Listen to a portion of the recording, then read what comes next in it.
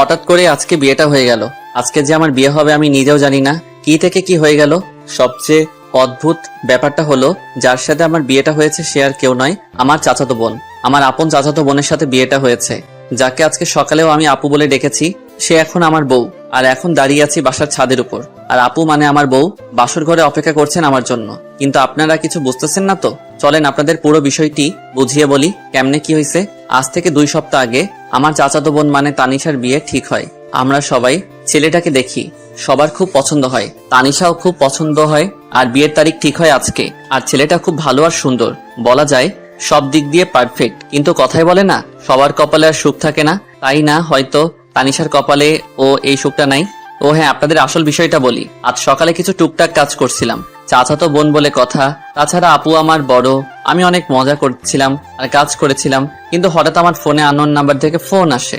আমি ফোনটা রিসিভ করে বলি, হ্যালো, কে বলছেন? আমি তানভীরের ছোট ভাই বলছি। রনি। তোমাদের আসতে আর কত সময় লাগবে? তানভীর ভাই হলো তানিশা অপুর হবু বর, আর রনি ওনার ছোট ভাই। আমাদের আর কখনো যাওয়া হবে না। আরে রনি, কান্না করছো কেন? কি হয়েছে তোমাদের? রাহি ভাই, আপনাকে কিভাবে কথাটা বলবো আমি নিজেও বুঝতে পারছি না। আরে কি হয়েছে সেটা তো আগে বলো। আর এইভাবেই বা কান্না করছো কেন আজকে এত সুন্দর একটা দিনে? ভাই, তানিশা আপুর কপালে হয়তো তানভীর ভাই নাই। কান্না করতে করতে বলতেছে মানে? তুমি কি বলতে চাচ্ছ একটু বুঝিয়ে বলো প্লিজ। তানভীর ভাই আর তানভীর ভাইয়ার কি হয়েছে বলো প্লিজ। ভাইয়া আর এই পৃথিবীতে নেই। কি কি বলছো তুমি এসব রনি? ভাইয়ের অ্যাক্সিডেন্ট হয়েছে। কি বলছো এসব? আমি ঠিকই বলছি। কি করে হলো এসব? আমরা সবাই মিলে আনন্দ করে আসছিলাম, হঠাৎ করে আমাদের গাড়ি ব্রেক ফেল করে, কিন্তু গাড়ি কন্ট্রোল করতে পারিনি, তাই গাছের সাথে গিয়ে ধাক্কা লাগে। তারপর আমার কিছু মনে নেই। তারপর কি হলো রনি বলো প্লিজ। আমার যখন জ্ঞান ফিরে তখন দেখি আমি হাসপাতালে। তানভীর ভাইয়ের কি হলো রনি? জ্ঞান ফেরার পরে শুনতে পেলাম ভাইয়ার মাথায় অনেক জোরে আঘাত লাগে, ফলে ভাইয়া নাকি ওখানেই মারা যায়। বলেই রনি কান্না করতে থাকে। আমি রনির কান্না সহ্য করতে পারছি না, তাই আমি রনিকে বললাম, রনি আমি আসছি, তোমরা কোন হসপিটালে আছো? সিলেট ওসমানী মেডিকেল হাসপাতালে। ওকে, আমি আসতেছি বলেই ফোনটা কেটে দিলাম। যখন আমি হাসপাতালের উদ্দেশ্যে বের হব তখন চাচা বলল, কোথায় যাস এই সময় রাহি? আমি এসে তোমাদের সব বলছি। এদিকে বিয়ে বাড়িতে সবাই চিন্তিত হয়ে পড়েছে, বর এখনো আসতেছে না কেন। চাচাকে আর কিছু বলতে না দিয়ে আমি বাইক নিয়ে চলে আসলাম সিলেট উসমানী মেডিকেল হাসপাতালে। তারপর রনির কেবিনের দিকে হাঁটতে লাগলাম। কেবিনে গিয়ে রনিকে বললাম, কেমন আছো রনি, তুমি ঠিক আছো তো? ভালো না ভাই। কাঁদিস না ভাই। কান্না ছাড়া আর কিছু নেই আমাদের ভাই। শান্ত হও রনি, তোমার আম্মু আব্বু কোথায়? ভাইয়ের লাশের কাছে, পাশের কেবিনে। রনির কান্না দেখে আমার চোখে পানি চলে আসছে। তারপর কিছুক্ষণ কান্না করলাম। তারপর ভাবলাম আমিও যদি কান্না করতে থাকি এদিকে রনি কান্না করা থামাবে না। তাই আমি রনিকে সান্ত্বনা দিয়ে তানভীর ভাইয়ের লাশের কাছে আসলাম। এসে দেখি সবাই কান্না করতেছে। এ দেখি সবার কান্না দেখে আমি আর শান্ত থাকতে পারলাম না। আমি কাঁদতে লাগলাম। কাঁদতে কাঁদতে বললাম, আন্টি প্লিজ কান্না করবেন না। আর আঙ্কেল আপনি অন্তত কান্না করা থামান। সবাই একসাথে এভাবে কান্না করতে থাকলে তানভীর ভাইয়ের আত্মা অনেক কষ্ট পাবে। কিভাবে কান্না থামায় বলো বাবা, আমাদের তো সব শেষ হয়ে গেল। আঙ্কেল আপনি এভাবে কাঁদতে থাকলে সবাইকে সান্ত্বনা কে দিবে? কিভাবে শান্ত থাকি? তানভীর যে আমার বড় ছেলে, তাকে নিয়ে কত স্বপ্ন বাবা। আপনারা এভাবে কান্না করলে কি আর তানভীর ভাই ফিরে আসবে? বলেন প্লিজ, সবাই কান্না থামান। এই কথা বলার পর দেখি সবাই কান্না করা থামিয়ে দিল। আমি আবার বললাম, আমার মনে হয় এখানে এভাবে কান্না না করে তানভীর ভাইয়ের দাফন সম্পন্ন করা উচিত। তখন পিছন থেকে রনি বলল, হ্যাঁ, ভাইকে কবরের কাজ সম্পূর্ণ করা উচিত। তখন আঙ্কেল বলল, চলো সবাই। আঙ্কেল আমি কি আপনাদের সাথে যেতে পারি? চলো বাবা। তারপর তানভীর ভাইয়াকে বাড়িতে নিয়ে গিয়ে দাফন করার ব্যবস্থা করা হলো। জানাজার নামাজ আদায় করে সবার কাছ থেকে বিদায় নিয়ে বাড়ির উদ্দেশ্যে রওনা দিলাম। ফোন হাতে নিয়ে দেখি চাচা অনেকবার ফোন করেছেন, তাই তাড়াতাড়ি করে বাইক নিয়ে চলে আসলাম। বাড়ি পৌঁছাতে দুপুর পেরিয়ে গেল। বাসার ভিতরে ঢুকতে চাচা বলল, এতক্ষণ কইছিলি তুই? বলতো রাহি, আর বরপক্ষের কেউ ফোন ধরছে না কেন? দেখলাম চাচার পিছনে সবাই দাঁড়িয়ে আছে, এমনকি তানিশা আপুও। তাই আমি বললাম, তোমরা সবাই শান্ত হও, আমি সব খুলে বলছি। তাড়াতাড়ি বল, কি বলবি? আসলে তানভীর ভাই, কি হয়েছে? আর কান্না করছিস কেন তুই? আসলে তানভীর ভাই আর আমাদের মাঝে নেই। উনি দুনিয়ার মায়া ত্যাগ করে পরপারে চলে গেছেন। তারপর আমি সবকিছু খুলে বললাম। এসব শুনে তানিশা আপু রুমের দিকে দৌড়ে গেলেন। বুঝতে পারলাম কিছু একটা হবে। আমিও পিছনে দৌড়ে গেলাম। যেই ভাবা সেই কাজ, যা ভাবছিলাম তাই হলো। জানালা দিয়ে দেখলাম তানিশা আপু সুইসাইড করতে যাচ্ছে। তানিশা আপু গলায় ফাঁস দেওয়ার চেষ্টা করছে। এখন কি করব বুঝতে পারছিলাম না। সবাই দরজার ধাক্কাধাক্কি করতেছে। এখন কিছু একটা তাড়াতাড়ি করতে হবে, যেভাবে হোক দরজা ভাঙতে হবে। দরজার পাশে গিয়ে সবাইকে বললাম জোরে জোরে লাথি মারার জন্য। আমার কথাই সবাই দরজায় লাথি মারতে থাকে। 5-6টা মারার পর দরজা ভাঙতে সক্ষম হলাম। ভিতরে গিয়ে আপুকে নামিয়ে দিয়ে ঠাস করে গালে বসিয়ে দিলাম। আপু হয়তো এটা কখনো ভাবতে পারিনি আমি আপুকে থাপ্পড় মারবো। আপু থাপ্পড় খেয়ে আমার গায়ে হেলান দিয়ে জ্ঞান হারালো। থাপ্পড়টা মেবি অনেক জোরে লেগেছে, তাই হয়তো জ্ঞান হারিয়েছে। আমি আপুকে নিয়ে নিচে নামালাম। সবাই আমার দিকে হা করে তাকিয়ে আছে। তারপর আপুর জ্ঞান ফেরার জন্য অনেক চেষ্টা করলাম। আম্মুকে বললাম একটু পানি নিয়ে আসো। আম্মু পানি এনে আপুর চোখে দিলেন। সাথে সাথে আপুর জ্ঞান ফিরে। তখন আমি বললাম, এটা কি আপু, নিজের জীবন এভাবে নষ্ট করে দিতে গেলি? তো কি করব বল? কি নিয়ে বাঁচবো আমি? আমার সব আশাই তো শেষ। তাই বলে কি সুইসাইড করতে যাবি? তো আমার কি বা করার ছিল বল? আমরা আবার তোমার জন্য পাত্র খুঁজবো। আমাকে কে বিয়ে করবে শুনি? যে মেয়ের হবু বর রাস্তায় আসার আগেই মারা যায়, সেই মেয়েকে কে বিয়ে করবে তুই বল? আমি কিছুই জানি না বলে ওখান থেকে চলে আসলাম। এখানে আর বেশিক্ষণ থাকলে হয়তো আমিও কেঁদে দিতাম। তাই সেখান থেকে ছাদে চলে আসলাম। ছাদের এক কোণে দাঁড়িয়ে রইলাম। আপুর জন্য অনেক কষ্ট হচ্ছে। আমার চোখের কোণায় হাত দিয়ে দেখলাম পানি চলে এসেছে। ছাদে অনেক সময় দাঁড়িয়ে আপুর কথা ভাবতে লাগলাম। হঠাৎ কাঁধে কারো হাতে স্পর্শ অনুভব করলাম। পিছনে ফিরে দেখি আব্বু। আব্বু কিছু বলবা? বলবো। বলো, কি বলবা? তুই আগে আমাকে কথা দে, আমি যা বলবো আমার সে কথাগুলো তুই রাখবি। রাখবো, বলো। আমি বলি কি, তুই তানিশাকে বিয়ে করে নে। কি বলো আব্বু, এটা কিভাবে সম্ভব? তানিশা আমার আপু হয়, তার উপর আমার বড়। আমি জানি তানিশার যদি কিছু হয়ে যায়। আমি জানি না, আমি পারবো না। কিন্তু তুই ভেবে দেখতে পারিস, তোর জন্য হয়তো সে বেঁচে থাকতে পারবে। ঠিক আছে, ভেবে দেখবো। সেখান থেকে আব্বু চলে গেল। আমিও ওখানে দাঁড়িয়ে আছি। কিছুক্ষণ পর চাচু আমাকে বলল, রাহি, আমি একটা কথা বলি। পিছন থেকে কাঁধে হাত দিয়ে বললেন, চাচা বলেন। তুই আমার মাথায় হাত দিয়ে বল, আমার কথা রাখবি। কিন্তু চাচা। কোনো কিন্তু নয়, তুই আমার মাথায় হাত দিয়ে বল, আমার কথা রাখবি। আচ্ছা বলো, তুমি যা বলবে আমি শুনবো। তুই আমার মেয়েকে বিয়ে কর বাবা, আমার মেয়েটার জীবন বাঁচা। কান্না করতে করতে বললেন চাচা। কিন্তু চাচা, তানিশা আপু লাগে, তার উপর আমার বড় হয়। কোনো কিন্তু নয়, আর তানিশা তোর মাত্র 2 বছরের বড়। প্লিজ বাবা, তুই আমার মেয়েকে বিয়ে করে ওর জীবনটা বাঁচা। বল বাবা, বিয়ে করবি? কাঁদতে শুরু করলেন চাচা। ঠিক আছে চাচা, আমি বিয়েতে রাজি আছি। আর এইভাবেই আমার আর তানিশা আপুর বিয়েটা সম্পন্ন হলো। এতক্ষণ যা বললাম সব বিয়ের আগের ঘটনা। দেখছেন কখন থেকে আপনাদের সাথে বকবক করেই যাচ্ছি। আপনাদের আমার পরিচয়টাই দেওয়া হলো না। আমার নাম ফয়সাল আহমেদ রাহি। বাবা মায়ের একমাত্র ছেলে। আর আমার ছোট একটা দুষ্টু মিষ্টির বোন আছে। আর মনে হয় আপনাদের কিছু বলার দরকার নেই, কারণ গল্প বললে সব জানতে পারবেন। এখন আর বকবক না করে গল্প ফিরা যাক। কি বলেন আপনারা?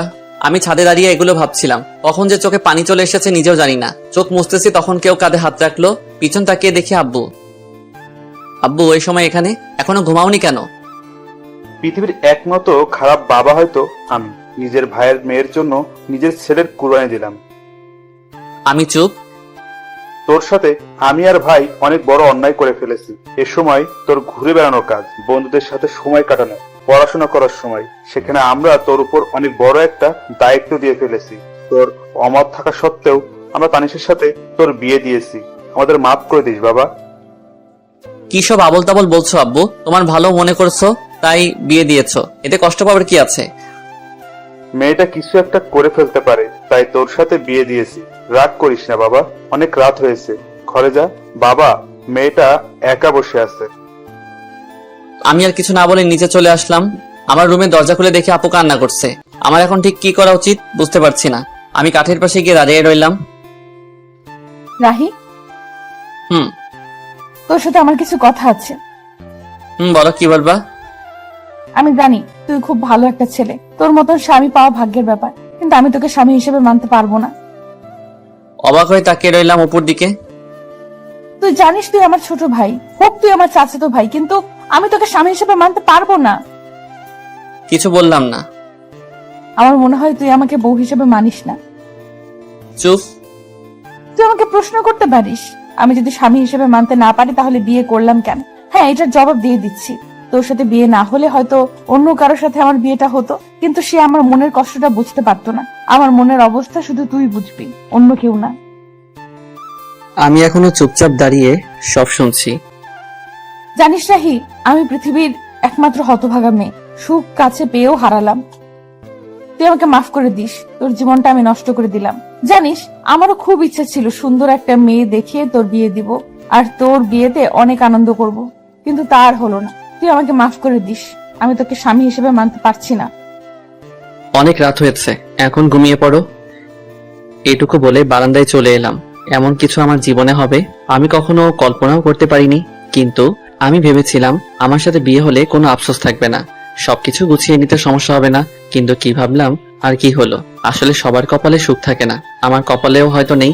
আজ নিজের উপর খুব রাগ হচ্ছে, কিন্তু কি আর করব। ঘর থেকে বের হয়ে ছাদে চলে এলাম আর নিজে নিজে বলতে লাগলাম, তানভীর ভাই, কেন তুমি চলে গেলে?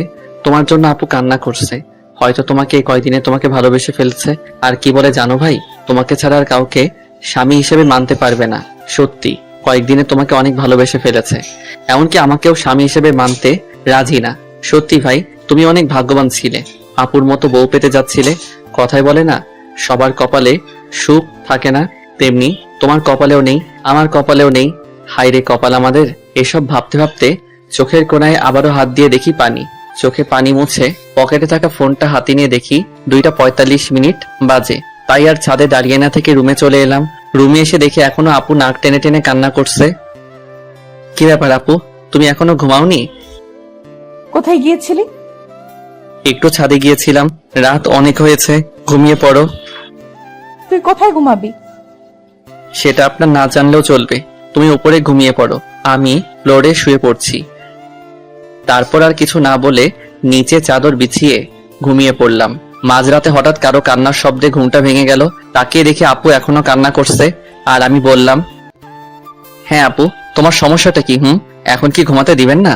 যা হবার তা তো হয়ে গেছে। ঠিক আছে, তুই ঘুমা। আমি আবারও ঘুমিয়ে পড়লাম। হঠাৎ সকালে কারো কান্নাকাটি আর চেঁচামেচিতে ঘুম ভেঙে গেল। বের হয়ে দেখলাম তানিশা, আম্মু, আব্বু, আমার ছোট বোন রিয়া ও কান্না করছে। আমি গিয়ে বললাম, আব্বু কি হয়েছে? চুপ। আম্মু কি হয়েছে, এভাবে কান্না করছো কেন? চুপ। আপু তুমি অন্তত বলো কি হয়েছে। আসলে দোকানটাতে কি হয়েছে বলো না। আগুন লেগে গেছে, আর পুরো দোকান পুড়ে গেছে। কি বলছো এসব? বাবা ঠিক বলেছে। সবার কথা শোনার পর যেন আমার মাথায় আকাশ ভেঙে পড়লো। আমি এখন কি করব কিছু বুঝতে পারছিলাম না। তারপর নিজেকে ঠিক রেখে সবাইকে সান্ত্বনা দিতে লাগলাম। এভাবে কয়েকটা দিন কেটে গেল। তারপর শুরু হলো সংসারে অশান্তি। বাবা বড় মানুষ, ঠিক মতো কাজ করতে পারে না, তাই আর সংসারে কষ্ট দেখতে না পেরে সংসারে হাল ধরতে হলো আমাকে। কি করব কিছুই বুঝতে পারছিলাম না। তাই আমার ফ্রেন্ড আফিকুলকে ফোন দিলাম। হ্যালো আফিকুল দোস্ত, আমার সাথে একটু দেখা করতে পারবি? আরে এভাবে বলছিস কেন? কোথায় আসতে হবে সেটা বল। স্কুলের পাশে দোকানটায় আয় না দোস্ত। ঠিক আছে, আমি আসতেছি। ঠিক আছে আয়। বলেই ফোনটা কেটে দিলাম আর রেডি হয়ে স্কুলের পাশে দোকানে চলে গেলাম। একটু পরে আফিকুলও চলে এলো। বল দোস্ত, কি বলবি? আসলে দোস্ত, আমার একটা হেল্প লাগবে। তুই এভাবে বলছিস কেন? কি হেল্প লাগবে সেটা তো বল। আসলে দোস্ত, আমার একটা চাকরি লাগবে। কি? তুই চাকরি করবি? আমি চাকরি করব, একটা ব্যবস্থা করে দে না। ব্যবস্থা করব, কিন্তু তুই আমাকে হাসালি। তোর বাবার দোকান থাকতে তুই চাকরি করবি কেন? তাহলে তোকে সব খুলে বলি কেন চাকরি করব। বল। আমি আফিকুলকে সব শুরু থেকে শেষ পর্যন্ত বললাম। আমাদের দোকানে আগুন লেগে পুড়ে ছাই হয়ে গেছে রে, তাই আমি চাকরি খুঁজছি। আরে কান্না করিস না দোস্ত, আমি সব ব্যবস্থা করছি। দোস্ত। ঠিক আছে, সন্ধ্যা হয়ে গেছে, তুই বাড়ি যা, আমি সব ব্যবস্থা করছি। ঠিক আছে, আমি যাচ্ছি, তুইও যা। বলেই আমি আফিকুলকে বিদায় দিয়ে বাড়ি চলে আসলাম। বাড়ি এসে দেখি আম্মু এখনো মাথায় হাত দিয়ে বসে এখনো কান্না করছে। আম্মু, কান্না করো না, কান্না করে আর কি হবে, সব তো শেষ। বাবা জানি, কিন্তু কান্না ছাড়া আর কি করব বল। আর কাঁদতে হবে না, আমি কিছু একটা ব্যবস্থা করছি। কি করবি তুই? পরে বলবো, এখন প্লিজ তুমি কান্না করো না। ঠিক আছে। আম্মুকে সান্ত্বনা দিয়ে রুমে চলে এলাম। এসে দেখি তানিশা আপুও কান্না করছে। তাই আমি বললাম, তুমি কান্না করছো কেন? আমার জন্য তো সব হচ্ছে। তোমার জন্য আমার কি হলো? তোদের এখানে আসার সাথে সাথেই ক্ষতি হয়ে গেল। আমার মনে হয় এতে আপনার কোনো দোষ নেই, এটা আমার কপালের দোষ। এটা তোর কপালের দোষ না, এটা আমার কপালের দোষ। তোমার কপালের দোষ কেমন করে হলো? হ্যাঁ, আমার কপাল খারাপ, কারণ যে মেয়ের বিয়ের দিনে বর মারা যায়, শ্বশুর বাড়ি আসতে না আসতেই ক্ষতি হয়ে যায়, তার কপালের দোষ না তো কার কপালের দোষ? কি বলছেন? আপনার শ্বশুর বাড়ি? হ্যাঁ, আমার শ্বশুর বাড়ি তো। কেমন করে হলো তোমার শ্বশুর বাড়ি? কারণ তোর সাথে আমার বিয়ে হয়েছে, তাই এটা আমার শ্বশুর বাড়ি। কি, তোমার সাথে আমার বিয়ে হয়েছে? হুম। কি, ওটা বিয়ে? আমার তো মনে হয় না। হয় না কেন? আমি তোমাকে বউ হিসেবে মানি না, আর তুমিও আমাকে স্বামী হিসেবে মানো না। কথা বলতে বলতে হঠাৎ আফিকুলের ফোন এসেছে। আফিকুল, বল। খুশির খবর আছে বন্ধু। কি খুশির খবর? দোকানে আয় বলছি। ঠিক আছে, আমি আসছি, তুই একটু অপেক্ষা কর।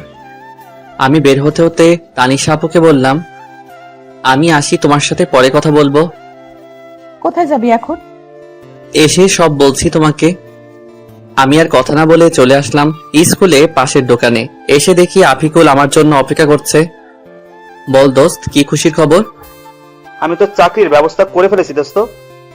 কি, তুই আমার চাকরির ব্যবস্থা করে ফেলেছিস? দোস্ত, তোর জন্য এটুকু করতে পারবো না বল? আমি অনেক খুশি রে, খুব বড় একটা উপকার করেছিস। এখন বল, কি খাবি? কি, তুই আমাকে ঘুষ দিতে চাচ্ছিস? আরে না, তোকে আজকে খুশি হয়ে খাওয়াবো। আরে লাগবে না। প্লিজ দোস্ত, না করিস না। আচ্ছা ঠিক আছে, শুধু চা খাবো।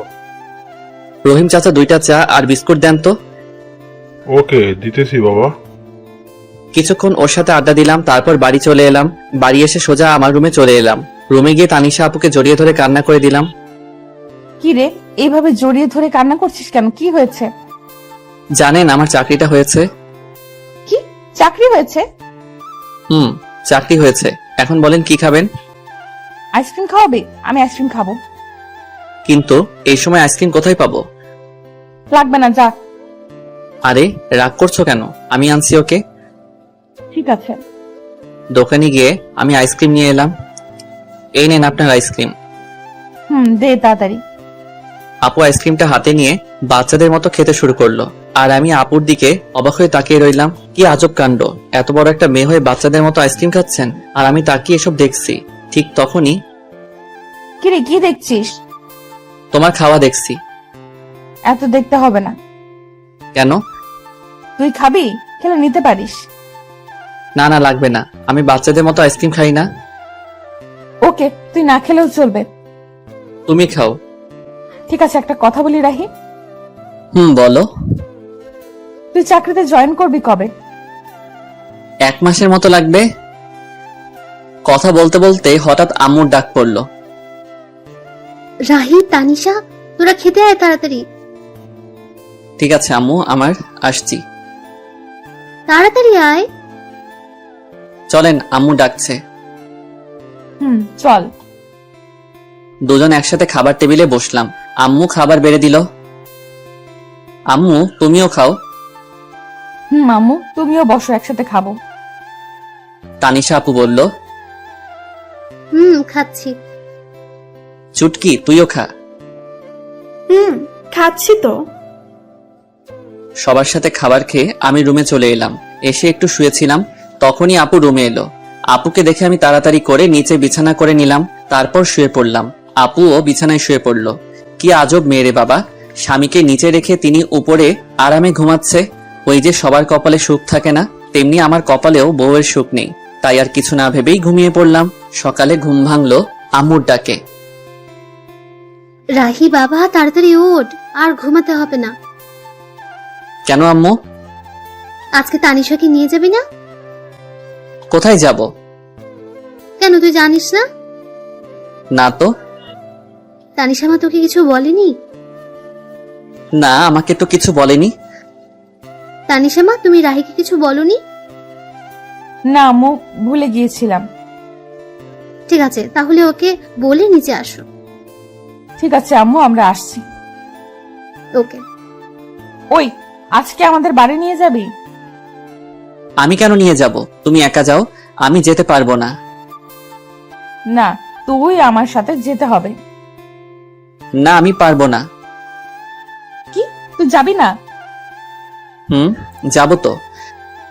আমি বুঝি না এ কেমন মেয়ে, আমাকে স্বামী হিসেবে মানে না, আবার সবসময় অধিকার ফলাতে আসে। আজাইরা পেঁচাল। কি রে, চুপ করে আছিস কেন? এমনি। ঠিক আছে, এখন রেডি হয়ে আয়। ঠিক আছে, তুমি যাও, আমি আসছি। তাড়াতাড়ি আয়, নাস্তা করব। ঠিক আছে। ফ্রেশ হয়ে টেবিলে সবার সাথে নাস্তা শুরু করলাম। নাস্তা শেষ করে রুমে চলে এলাম। এসে শুয়ে পড়লাম। তখন দেখি তানিশা আপু আমার দিকে রাগী চোখে তাকিয়ে আছে। এভাবে তাকিয়ে আছো কেন? তুই এসে শুয়ে পড়লি কেন? তো কি করব? একটু আগে আমি কি বলছিলাম? কি বলছিলে? আমি আজকে আমাদের বাড়ি যাব বলছিলাম না? যাব তো। তাহলে এইভাবে শুয়ে পড়লি কেন? এমনি। তুমি রেডি হও। ঠিক আছে, তুইও রেডি হয়ে নে। কথা বলতে বলতে হঠাৎ শুনতে পেলাম আমার চাচা চাচি মানে শ্বশুর শাশুড়ি আমাদেরকে নিতে এসেছেন। তাই আমি তাড়াতাড়ি করে রেডি হয়ে চাচা চাচির কাছে চলে এলাম। আমি তাদেরকে সালাম দিলাম। আসসালামু আলাইকুম চাচা চাচি, কেমন আছেন? ওয়ালাইকুম সালাম। বাবা ভালো, তুমি?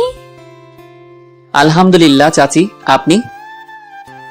আলহামদুলিল্লাহ ভালো, কিন্তু তুমি আমাকে চাচি না, আম্মু ডাকবা। তুমি আমার ছেলের মতো। ঠিক আছে আম্মু, বলবো।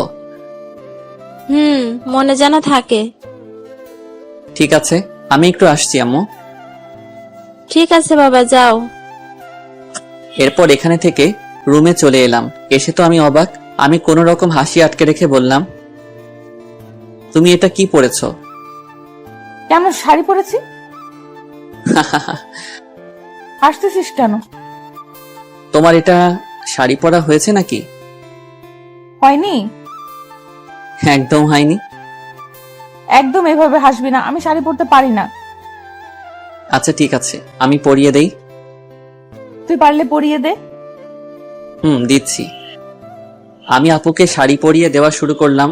শাড়ি পরিয়ে দিতে দিতে শাড়ি যখন আপুর পেটে গুজে দিব, তখন দেখি আপু চোখ বুজে শরীর বেঁকিয়ে কাঁপতে শুরু করছেন। তাই তাড়াতাড়ি করে শাড়ি পরিয়ে দিলাম। শাড়ি পরিয়ে দিয়ে বললাম, আচ্ছা এবার চোখটা খুলুন। আর এইভাবে কাঁপছেন কেন? না মানে এমনি। বলি লজ্জা পেয়ে তাড়াতাড়ি করে রুম ত্যাগ করলো।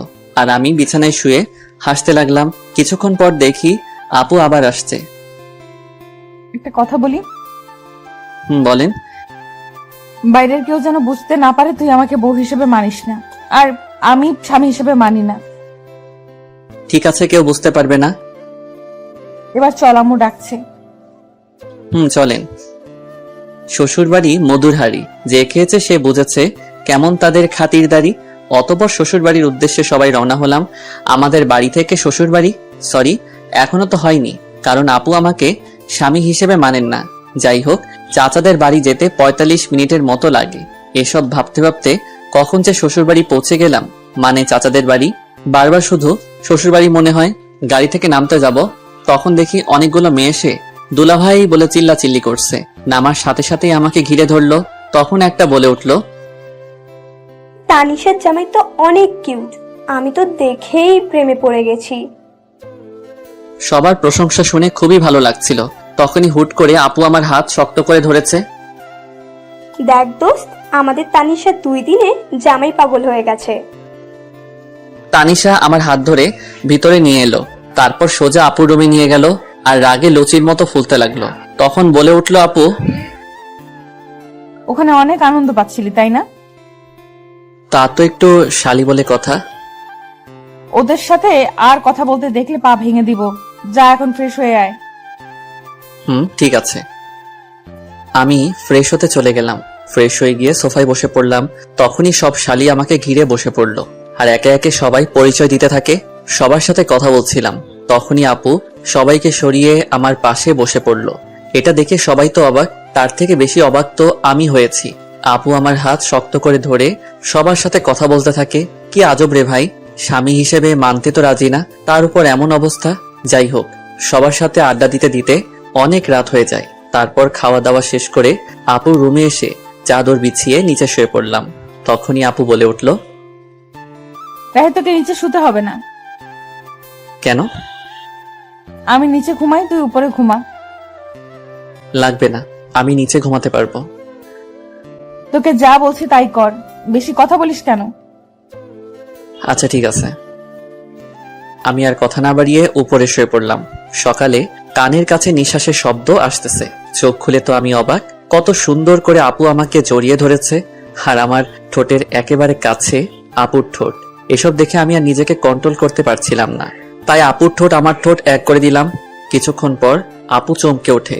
তারপর আপু আমাকে ছাড়িয়ে নিয়ে বলল, সরি, আসলে রাতে বৃষ্টির সময় ভয় করছিল, তাই এসে শুয়েছিলাম। একথা বলে আপু লজ্জা পেয়ে ফ্রেশ হতে চলে গেল। আর আমি ভাবতে লাগলাম, কি মেয়েকে আল্লাহ আমার কপালে দিয়েছে। তখনই আপু বাথরুমে থেকে ফ্রেশ হয়ে বের হয়েছে। আমি শুয়ে দেখছি আপু ফ্রেশ হয়ে ড্রেসিং টেবিলের সামনে চুল ঠিক করছে। আমি শুধু আপুকে দেখছি। আসলে যত দেখছি ততই আপুর প্রতি কেমন একটা ফিলিংস হচ্ছে। আপুর প্রতি ফিলিংস হচ্ছে হোক, আপু আমাকে স্বামী না মানালো। আসলে আপুকে এই মুহূর্তে যে ছেলে দেখতো পুরাই পাগল হয়ে যেত, এত সুন্দর লাগছে আপুকে। ঠিক তখনই আপু আমার দিকে এগিয়ে আসছে আর আমি ঘুমের ভান ধরে শুয়ে আছি। কি আর কত ঘুমাবি? ওঠ। চুপ করে রইলাম। কিরে, শুনতে পাচ্ছিস না? কি বলো? ফ্রেশ হয়ে আয়, নাস্তা করতে হবে, যা। যাচ্ছি, তুমি যাও। আমি বসে আছি, তুই ফ্রেশ হয়ে আয়। ফ্রেশ হয়ে এসে দেখি আপু এখনো বসে আছে। তখন আমি বললাম, চলেন। চল। রুমে থেকে বের হব, তখনই আপু আমাকে শক্ত করে হাত চেপে ধরে নিয়ে গেল। আমি কিছু বুঝলাম না। এসব দেখে সবাই আমাদের দিকে হা করে তাকিয়ে আছে, মনে হয় আমরা এলিয়েন। সবার কাছে যেতেই দেখি সবাই মুচকি মুচকি হাসছে। এসব দেখে আমার খুব লজ্জা লাগতে শুরু করলো আর নিজেকে জোকার মনে হচ্ছে, কিন্তু কি আর করার। মাথা নিচু করে টেবিলে বসে পড়লাম। তারপর শুরু হলো জামাই আদর। জীবনে প্রথম জামাই আদর পাচ্ছি। সবাই ওঠার পর ওঠা খাওয়াচ্ছে আর আমি বলির পাঠার মতো খেয়ে যাচ্ছি। কোন রকম জামাই আদর খেয়ে রুমে চলে এলাম। এসে শুয়ে পড়লাম, শরীর আর নড়াতে পারছি না। আপনাদের একটা কথা বলি, সবাই বিয়ের পর শ্বশুর বাড়ি যদি যান তাহলে তার 1 মাস আগে থেকে খাওয়া দাওয়া বন্ধ করে যাবেন, তা না হলে আমার মতো অবস্থা হবে। এবার বলতে পারেন, যদি 1 মাস আগে থেকে খাওয়া দাওয়া বন্ধ করে দেই তাহলে আমরা তো মরে যাব। এইটার উত্তর খুব সোজা, খিদা যখন লাগবে তখন অল্প খেয়ে নিবেন। এবার প্রশ্ন আসতে পারে, তাহলে আমার বিয়ে আমি খাবো না? উত্তর খুব সোজা, না খেয়ে রোজা রাখবেন। যাই হোক, সাবধানে শ্বশুর বাড়ি যাবেন। তখন আপু রুমে আসলো, এসে আমাকে বলতে লাগলো, কিরে, জামাই আদর কেমন হলো? হার জামাই আদর, তুমি আমাকে স্বামী হিসেবে মানো না, তাহলে এটা জামাই আদর কিভাবে হলো? বেশি কথা বলিস কেন? কোথায় বেশি কথা বললাম? কথা শেষ না হতেই আপু চলে গেল। তখন রুমে শালিকাদের আগমন। দুলাভাই কি করেন? ওই তো দেখতে পাচ্ছ কি করছি। দেখছি। আচ্ছা দুলাভাই, আপনি নাকি গল্প লিখেন? কে বলছে? দেখলাম, এবার একটা গল্প শোনাতে হবে। বলেই সবাই চিল্লাচিল্লি শুরু করলো। কি আর করার, এখন তো শোনাতে হবে। আচ্ছা, তোমাদের একটা কবিতা শোনাই। বলেন। কবিতার নাম শালা আমি তো অবাক। নিশি রাতে জেগে দেখি গাছের ডালে কাক, শালা আমি তো অবাক। চোর ঢুকেছে ঘরের ভেতর, দরজা ছিল ফাঁক, শালা আমি তো অবাক। মোবাইল নিল, টিভি নিল, রিমোট না হয় থাক, শালা আমি তো অবাক। পাচ্ছে যা নিচ্ছে ভরে, 2 হাতেরই মুঠোয় করে, চোরটা তো আচ্ছা খারাপ, শালা আমি তো অবাক। সব মালামাল বস্তা ভরে চোর পালালো চুরি করে, চারটা চলে যাক, শালা আমি তো অবাক। মধ্যরাতে অন্ধকারে কুত্তা ডাকে জোরে জোরে, শিয়ালরা দেয় হাঁক, শালা আমি তো অবাক। ভয়ে শরীর শিউরে ওঠে, না জানি আজ কি যে ঘটে। আবার ডাকে কাক, শালা আমি তো অবাক। হয়নি রাতে তেমন কিছু, কোনো ভূতি নেয়নি পিছু, বেঁচে গেছি যাক, শালা আমি তো অবাক। সকালে দেখি পুরো পাড়া চিল্লাচিল্লি করছে তারা, চোরটা নাকি পড়ছে ধরা, চোরের মাথায় টাক, শালা এবার তো আমি পুরাই অবাক। এটা শুনে সবাই হাসতে হাসতে মরে যাওয়ার মতো অবস্থা। এভাবে দেখতে দেখতে কেটে গেল 2 দিন। আজ আমরা বাড়ি ফিরলাম। কথায় বলে না, হাসির পর কান্না আসে, তেমনি শুরু হলো আমাদের সংসারে টানাটানি। দোকান নেই, আব্বু কোনো কাজ করে না, এমনি আমিও কাজ করি না। বলে না, বসে বসে খেলে রাজার রাজত্ব শেষ হয়ে যায়, তেমনি আমাদের জমানো টাকাও শেষ হতে শুরু করলো। সংসারে অনেক টানাটানি, এসব আর ভালো লাগছে না। তাই আপিকুলের কাছে এলাম। দোস্ত, আমার চাকরির কি করলি ভাই? হয়ে গেছে। জয়েন কবে থেকে করতে হবে? কাল 1 থেকে জয়েন করবি। ঠিক আছে, কিন্তু তুই অনেক বড় একটা উপকার করলি ভাই, ধন্যবাদ তোকে। আরে ধন্যবাদ দিতে হবে না, বন্ধু তো বন্ধুর বিপদে আপদে পাশে থাকে। আমার জায়গায় তুই থাকলে কি করতি বল? করতাম। আচ্ছা, তুই পরীক্ষা ফিস দিয়েছিস? আমার হয়তো আর পড়ালেখা হবে না রে। লেখাপড়া ছাড়বি কেন? তো কি করব বল? জানি তোর কাছে টাকা নাই, তাই এই কথা বললি। আরে না। আমি সব জানি, আমার কাছে নাটক করবি না, আমি তোর টাকা দিয়ে দিব। ওকে দোস্ত। আচ্ছা চল, কলেজে গিয়ে সব দিয়ে আসি। না দোস্ত, এই সময় না, তুই গিয়ে আমার টাকাটা জমা দিয়ে দিস।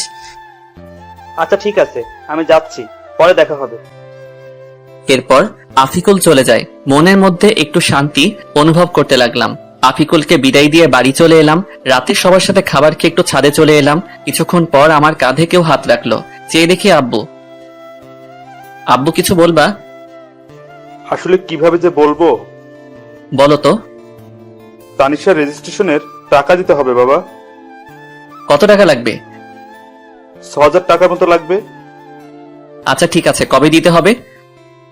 কালকের পরের দিন। আচ্ছা ঠিক আছে, কালকে দিয়ে দিব। ঠিক আছে। আব্বু, তুমি এভাবে কান্না করছো কেন? এমনি বাবা। বলেই আব্বু কান্না করতে করতে চলে গেল। আব্বুর কান্না দেখে নিজেকে কন্ট্রোল করতে পারলাম না, নিজেও কান্না করে দিলাম। আব্বু চলে যাওয়ার পর কিছুক্ষণ ছাদে রইলাম, তারপর সেখান থেকে এসে ঘুমিয়ে পড়লাম। সকালে তাড়াতাড়ি ঘুম থেকে উঠে ফ্রেশ হয়ে নামাজ আদায় করে নিলাম। কাউকে কিছু না বলে অফিসে চলে এলাম। আগে থেকে সবকিছু বলা ছিল, তাই সোজা জয়েন করে ফেললাম। তারপর ম্যানেজার স্যারের কাছে এলাম। আসতে পারি স্যার? আরে রাহি, আসো। স্যার, আমার কাজটা কি জানতে পারি? অবশ্যই। আমার কাজটা কি? তোমার কাজ সেল করা। ঠিক আছে স্যার। আর হ্যাঁ, প্রতিদিন সকাল 8টায় আসতে হবে, দেরি হলে বেতন থেকে টাকা কাটা যাবে। ঠিক আছে স্যার। বলে একটা গাড়ির সাথে চালক বেরিয়ে পড়লাম। সকালে কিছু খাওয়া হয়নি, তাই এক দোকানে সেল করে চা আর বিস্কুট খেতে লাগলাম। আর বেশি কিছু খেলাম না, কারণ আমার কাছে টাকা নেই। অন্য কিছু খেলে আর দুপুরে কিছু খাওয়া হবে না। সেল করতে করতে কখন যে দুপুর হয়ে গেছে খেয়ালই নেই। দুপুরের খাবার খেয়ে আবারও সেল করতে লাগলাম। সেল করা শেষ করতে করতে রাত হয়ে গেল। গাড়ি জমা দিতে ফোনের দোকানে চলে এলাম। আমার 2টা ফোন ছিল, তাই একটা বিক্রি করে দিলাম। 10,000 দিয়ে বিক্রি করে দিলাম। তারপর বাড়ি চলে এলাম। বাড়ি এসে ফ্রেশ হয়ে আব্বুর কাছে এলাম। আব্বু, টাকা। কিসের টাকা বাবা? তোমার মেয়ের রেজিস্ট্রেশনের ফিস। আমি আর কিছু না বলে আব্বুর কাছে টাকা দিয়ে রুমে চলে এলাম। একটু পর আপু মানে তানিশা খাবারের জন্য ডাক দিল। সবার সাথে খাবার খেয়ে ছাদে চলে গেলাম। আজকের চাঁদটা অনেক সুন্দর লাগছে, এসব ভাবছিলাম তখন কেউ কাঁধে হাত দিল। তাকিয়ে দেখি আপু। কিছু বলবে? টাকা তুই দিয়েছিস না? না মানে। তুই দিয়েছিস নাকি সেটা বল। আমি দিয়েছি। কেন? তুই এত টাকা কোথায় পেলি? আমার ফোনটা বিক্রি করে দিয়েছি। কেন? জানি না। জানি না মানে কি? আমার ভালো লাগছে না, আমি ঘুমাবো। বলেই সেখান থেকে চলে আসলাম। আর বেশি কথা বললাম না, কথা বললে হয়তো কথা আরো বেড়ে যেত। রুমে এসে ঘুমিয়ে পড়লাম। সকালে পাখির কিচির মিচির আওয়াজে ঘুম ভেঙে গেল। নামাজের সময় ছিল, তাই নামাজটা আদায় করে নিলাম। সকালে সবার সাথে নাস্তা করতে বসে পড়লাম। হঠাৎ করে তানিশা আপু বলল, আব্বু, আমি একটা কথা বলবো। মা বলো। বলছিলাম কি, রাহি তো একাই চাকরি করে এখন সংসার চালায়, আর তাতে ওর অনেক কষ্ট হয়। আমি বলি কি, আমি যদি একটা চাকরি করি তাহলে ওর কষ্ট একটু কম হতো। এই পরিবারের আর কারো ইনকাম করতে হবে না, আমি এখনো মরে যাইনি, মরে গেলে করো। বলে সেখান থেকে রুমে চলে এলাম। আসলে আমি চাই না তানিশা আপু কোনো কাজ করুক। আমি রেডি হয়ে অফিসে চলে এলাম। প্রতিদিনের মতো আজকে একটা চালক নিয়ে বেরিয়ে পড়লাম সেল করতে। সেল করতে করতে দুপুর হয়ে গেল। তখন সাথে থাকা সোহাগ ভাই বললেন, ভাই চলেন কিছু খেয়ে আসি। চলো। দোকানে বসে পাউরুটি খাচ্ছিলাম। সামনে চেয়ে দেখি কেউ আমার দিকে তাকিয়ে আছে। ভালো করে তাকিয়ে দেখি আব্বু ওর ফ্রেন্ডের সাথে দাঁড়িয়ে আছে। তাই আমি তাড়াতাড়ি খেয়ে সোহাগ ভাইকে নিয়ে চলে এলাম। তারপর আবার দোকানে সেল করতে লাগলাম। সেল করতে করতে রাত হয়ে গেল। গাড়ি জমা দিয়ে হাঁটছিলাম, পকেটে হাত দিয়ে দেখি টাকা নেই। তাই বাধ্য হয়ে হাতের ঘড়িটা বিক্রি করে দিলাম। বাড়ি এসে সোজা রুমে চলে এলাম। ফ্রেশ হয়ে সবার সাথে খাবার টেবিলে বসে পড়লাম। খাওয়া দাওয়া শেষ করে ছাদে চলে গেলাম। ছাদে আসি কারণ আমার মন খারাপ থাকলে ছাদে এসে সময় কাটাই, আর চাঁদ দেখতে থাকি। অনেক সময় থাকার পর রুমে আসলাম। খেতা বালিশ নিয়ে নিচে শুতে যাব, তখনই একটা কথা বলতাম। বলেন। তুই উপরে ঘুমা, আমি নিচে ঘুমাই। আমি কাপুরুষ নই। একটা মেয়েকেই নিচে ঘুমাতে দিয়ে আমি উপরে ঘুমাবো, আপনি ঘুমান। আর কথা না বলে ঘুমিয়ে পড়লাম। সকালে ঘুম থেকে উঠে দেখি আপু গোসল করে আসছে। এটা দেখে তো আমি আপুর উপরে আবারও ক্রাশ খাইছি। ভেজা চুলে আপুকে অসম্ভব সুন্দর লাগছে, আপনাদের বলে বোঝাতে পারবো না। আপু আমার দিকে তাকাতেই আমি ঘুমের ভান ধরে রইলাম। তখন আপু বললেন, কি উঠবি না? আর কত ঘুমাবি? সবাই নাস্তা করার জন্য অপেক্ষা করছেন। উঠছি, তুমি যাও। তারপর আপু চলে যায়। আসলে আপুকে যত দেখছি ততই আপুর প্রতি ফিলিংস হচ্ছে। আমার কপালে হয়তো বউয়ের ভালোবাসা নেই, জীবনটা বেদনা। আপু কেন আমার ফিলিংসটা বুঝে না। ফ্রেশ হয়ে সবার সাথে নাস্তা শেষ করে রুমে এসে শুয়েছিলাম। আজকে শুক্রবার, তাই কাজ নাই। একটু পরে আপু আসলো। ওকে দেখে কেমন যেন লাগলো, মনে হয় অস্বস্তিতে আছেন। আপনার কি কিছু হয়েছে? কই না তো। সত্যি বলছেন তো? মিথ্যা বলছেন না তো? মিথ্যা বলতে যাব কেন? আচ্ছা ঠিক আছে। আচ্ছা একটা কথা বলি। বলেন। আমাকে কিছু টাকা দিতে পারবি? কত টাকা? 200 টাকা। ওই দিন হাতঘড়ি বিক্রি করে যা পেয়েছিলাম ওই টাকা আপুকে দিয়ে দিলাম। আজকে ছুটি, তাই একটু ঘুম দিলাম। বিকেলে একটু ঘুরতে বের হলাম বন্ধুদের সাথে আড্ডা দিতে। মাগরিবের আজান হয়ে গেল, তাই নামাজটা আদায় করে রুমে চলে এলাম। রুমে আসতেই দেখলাম আপু বাথরুম থেকে বের হচ্ছে। আপুকে দেখে একটু সন্দেহ হচ্ছে। আজ এমন তো আগে কখনো মনে হয়নি। এতক্ষণ কোথায় ছিলি? এই একটু বাইরে ঘুরছিলাম। আমাকে নিয়ে গেলি না কেন? আপনাকে নিয়ে যাব কেন? কেন আমি যেতে পারি না বুঝি? না, আমার সাথে যেতে পারেন না। আমাকে তো স্বামী হিসেবে মানেন না। তোর সাথে ঘুরতে না যাওয়ার কি আছে? ওকে সামনের ছুটির দিন নিয়ে যাব। লাগবে না, আমি তোর সাথে যাব না। ওকে না গেলে আমার কি, আর কত আছে যাওয়ার জন্য? ওই কি বললি? ওই কিছু না। আমি যাব। এখন না বললেন যাবেন না? এখন যাব, তোর কোনো সমস্যা? না, সমস্যা নেই। তারপর রাতে খাবার খেয়ে ঘুমিয়ে পড়লাম। পরের দিন ভোর সকালে ঘুম ভাঙলো। ঘুম থেকে উঠে নামাজ আদায় করে নিলাম। তারপর একটু গ্রামটা ঘুরে দেখতে লাগলাম। সকালের আবহাওয়া মনটা অনেক ভালো করে দেয়। কত সুন্দর লাগে সকালবেলা। কিছুক্ষণ গ্রামটা ঘোরাঘুরি করে রুমে চলে এলাম।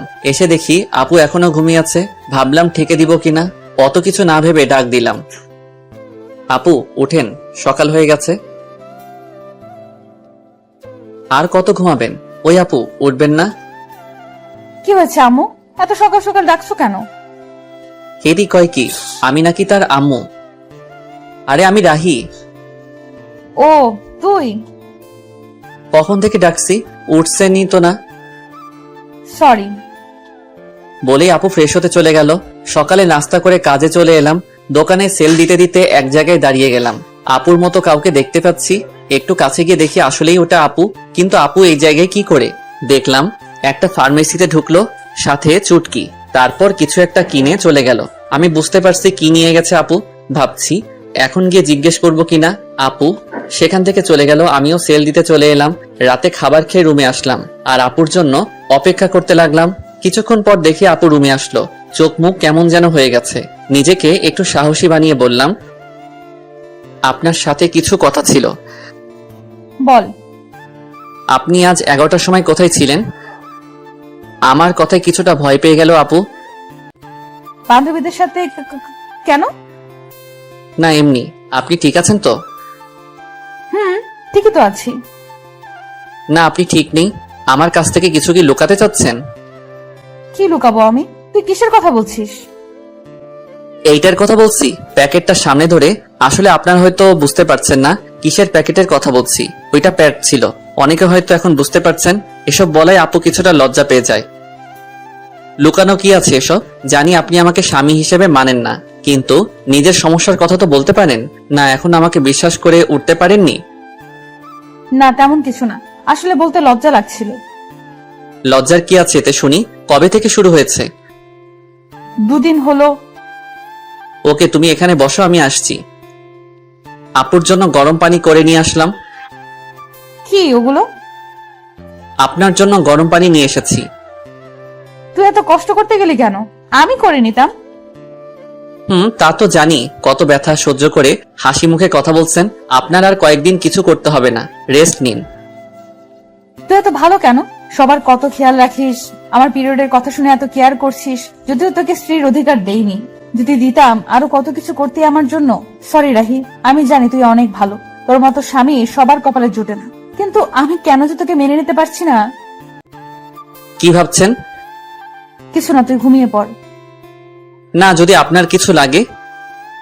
লাগবে না, দরকার হলে তোকে ডাক দিব। ওকে। তারপর আমি ঘুমিয়ে পড়লাম। পরের দিন আর কাজে যাইনি। আপুর শরীরটা খারাপ হয়ে পড়ছিল, তাই সারাদিন আপুর পাশে ছিলাম। যখন যেটা লাগে সব করলাম। ইস, যদি আমাকে স্বামী হিসেবে মেনে নিত তাহলে এই মুহূর্ত আরো কত সুন্দর হতো। আমার কপালটাই খারাপ। আচ্ছা, ও কি বুঝে না আমি ওকে কতটা ভালোবেসে ফেলেছি? এক মুহূর্ত ভালো লাগে না আপুকে ছাড়া। রাতে আবার আপুর জন্য গরম পানি করলাম, তারপর ওষুধ খাইয়ে দিয়ে ঘুম পাড়িয়ে দিলাম। আমিও ঘুমাতে আসলাম। রাহি, বলেন। তোকে একটা কথা বলার ছিল। কি? আমি প্রথম দিন তোকে একটা কথা বলেছিলাম, আমি তোকে স্বামী হিসেবে মানতে পারবো না। কিন্তু এতদিন তোকে কাছে থেকে দেখেছি, তোর কেয়ার গুলো দেখে সত্যি আমি তোকে অনেক ভালোবেসে ফেলেছি। প্লিজ তুই আমাকে তোর স্ত্রী হিসেবে গ্রহণ কর। আমিও তো আপনাকে প্রথম দিন থেকেই ভালোবেসে ফেলেছি। কি এতদিন বলিসনি কেন? আমি কি জানতাম আপনিও আমাকে ভালোবাসেন? এখন তো জানলি। এখনো কি আপনি বলবি? আচ্ছা ঠিক আছে, তুমি করে বলবো। ও, ওদিকে আসছিস কেন? আপনিটাকে তুমি করতে হবে তো। আপুর এমন কথা শুনে আমার তো খুশিতে হিরো আলমের গান লাগাই নাচতে ইচ্ছে করতেছে। মনে সাহস নিয়ে আপুর ঠোঁটের কাছে আমার ঠোঁট এক করতে যাব, ঠিক তখনই চমকে উঠেছিলাম। আপু আমাকে থাপ্পড় মারলো কেন? তখনই চোখ খুলে দেখি এইটা ছিল স্বপ্ন। মনটাই খারাপ হয়ে গেল। কত সুন্দর একটা স্বপ্ন দেখলাম। এটা যদি বাস্তবে হতো তাহলে কেমন হতো? কিন্তু ওই যে আমার কপাল খারাপ। চারদিকে তাকিয়ে দেখি সকাল হয়ে গেছে। বিছানায় চোখ যেতেই দেখলাম আপু কত সুন্দর করে ঘুমাচ্ছে, ছোট বাচ্চাদের মতো করে। দেখলেই তো পাগল হয়ে যাওয়ার মতো অবস্থা, কিন্তু কিছু করার নেই। এত রোমান্টিক হওয়া আমার জন্য মানায় না। তাই গিয়ে আপুকে ডাক দিলাম, আপু উঠুন, সকাল হয়ে গেছে। আপনার শরীরে কেমন আছে এখন? ভালো। আপুকে তুলে আমি ফ্রেশ হয়ে খাবার টেবিলে চলে এলাম। দেখি আব্বু বসে আছে। রাহি, তোর সাথে কিছু কথা আছে।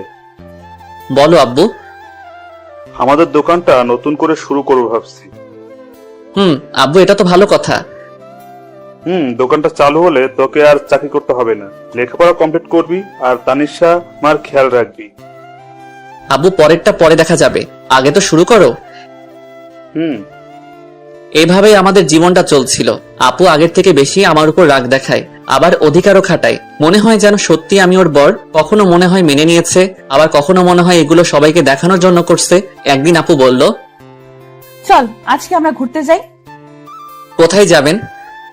চা বাগান দেখতে যাই। আমার ভালো লাগছে না। কি? আরেকবার বল, দেখ আমি তোর কি অবস্থা করি। আচ্ছা চলেন। এই তো গুড বয়। এ কেমন মেয়ে রে বাবা, একবার রাগ দেখে আবার রাগ নেই, সব শেষ হয়ে যায়। ও আল্লাহ, কেমন মেয়ের পাল্লাই ফেললে। স্বামী হিসেবে মানে না, কিন্তু স্বামীর অধিকার ঠিক কাটায়। মন চায় কচু গাছের লগে ফাঁস দিয়ে মরে যায়। আল্লাহ আমায় উঠাই লও। আমি রেডি হয়ে আপুর জন্য অপেক্ষা করতে লাগলাম। মেয়েদের এই একটাই জিনিস, কোথাও যাইতে হলে মেকআপ নামের জিনিস তাদের দিতে হইব। কত সময় ধরে অপেক্ষা করতেছি, আসার কোনো নামই নেই। হলো আপনার? এই তো চল। আপুর দিকে তাকাতেই আবারও ক্রাশ খেলাম। নীল জামার সাথে ম্যাচিং করে চুড়ি, চোখে কাজল, অসম্ভব সুন্দর লাগছে, পরীর মতো লাগছে। কি আর বলমু ভাই, এগুলো শুধু নাটকে আর গল্পেই সম্ভব। জীবনে তো একটা পরীর মতো সুন্দর মাইয়া দেখলাম না, পরী নামের পেতনি দেখছি। কি হলো, হা করে কি দেখছিস? পরী দেখি। এখানে পরি পাইলি কই? আমার সামনে। মুখ ফসকে কথাটা বলে ফেললাম। আমার কথা শুনে আপু কিছুটা লজ্জা পেয়ে যায়। আর পরি দেখতে হবে না, চল। চলেন। তারপর আমি গিয়ে আমার বাইকটা বের করলাম। আপু এসে দাঁড়িয়ে আছে। উঠবেন না? উঠছি তো। বলেই আপু বাইকে উঠে আমার কাঁধে হাত রাখলো। কাঁধে হাত দিতেই অন্যরকম অনুভূতি হচ্ছিল। এই প্রথম বাইকে কোনো মেয়েকে নিয়ে উঠলাম। চাচাতো বউকে নিয়ে বাইক চালাচ্ছি, খুব ফিলিংস হচ্ছে। এই ফিলিংসটা আপনাদের বলে বোঝাতে পারবো না। তারপর বাইকটা স্টার্ট করে চালাতে শুরু করলাম। কিছুক্ষণ পর বাইকের স্পিডটা একটু বাড়িয়ে দিতেই আপু আমাকে শক্ত করে জড়িয়ে ধরে। এতক্ষণ এটাই তো চাইছিলাম, নরম শরীরের স্পর্শ, খুব ভালো লাগছিল। কিছুক্ষণ পর আমরা শ্রীমঙ্গল বদ্ধভূমি 71 চলে আসলাম, চায়ের রাজধানী শ্রীমঙ্গল। আমরা বাইক থেকে নামতেই আপু আমার হাত শক্ত করে জড়িয়ে হাঁটতে লাগলো। খুব ভালো লাগছিল তখন। আপু নীরবতা ভেঙে বলল, রাহি, বলেন। সরি। সরি মানে কেন? আমি তোকে মন থেকে স্বামী হিসেবে মানি না, কিন্তু সব সময় তোর উপর অধিকার দেখাই। না ঠিক আছে, আমি কিছু মনে করি না, সব আমার কপালের দোষ। এমন করে বলছিস কেন? কেমন করে বললাম আবার? কিছু না। কিছুক্ষণ আপুর কিছু পিক তুলে দিয়ে আমি বললাম, কিছু খাবেন? আইসক্রিম নিয়ে আয়। আমি তো জানি মেয়েরা ফুচকা পাগলি হয়, কিন্তু আপনি আইসক্রিম পাগলি কেন? এমনি, তোর কোনো সমস্যা? না, আনছি আমি। আইসক্রিম নিয়ে এলাম, তারপর বললাম, এই নেন আপনার আইসক্রিম। একটা কেন, তুই খাবি না? না, ওসব আমি খাই না, আপনি খান। ওকে। আইসক্রিমটা হাতে নিয়ে বাচ্চাদের মতো খেতে লাগলো। এত বড় একটা মেয়ে হয়ে বাচ্চাদের মতো আইসক্রিম খাচ্ছে, কি অদ্ভুত ব্যাপারটা। আপু আইসক্রিম খাচ্ছে আর আমি তাকিয়ে শুধু দেখছি। কি ব্যাপার, অমন করে কি দেখছিস? কই না তো। আমি দেখেছি তুই আমার খাওয়া দেখছিলি। না। দেখতে হবে না, চাইলে তুই খেতে পারিস। না, আপনি খান। আমি বলছি তুই খাবি, এই নে। আমি খাবো না, আপনি খান। তুই খাবি নাকি আইসক্রিম তোর মুখে মেখে দিব? আচ্ছা ঠিক আছে।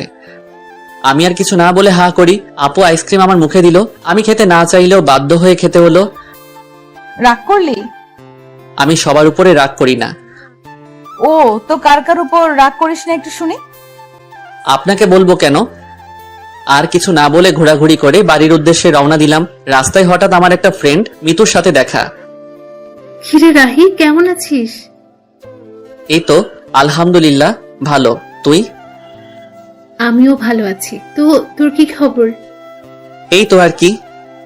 আমরা কথা বলছিলাম, হঠাৎ আপুর দিকে চোখ যেতেই দেখলাম আপু রাগে ফুলছে। কিছু বুঝলাম না।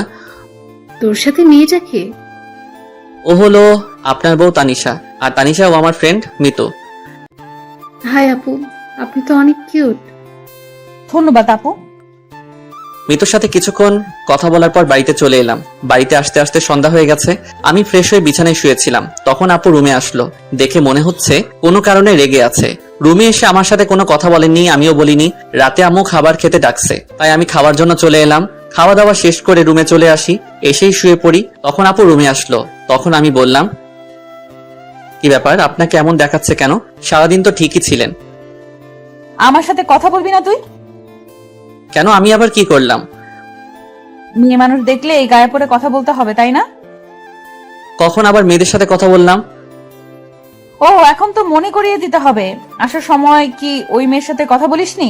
এত এসে এসে কি কথা শুনি? ও তো আমার ভালো ফ্রেন্ড। তাহলে ওর কাছে যা, আমার সাথে কথা বলবি না। আমি ওর সাথে কথা বলছি, তাতে আপনার কি? আপনি এত রাখছেন কেন?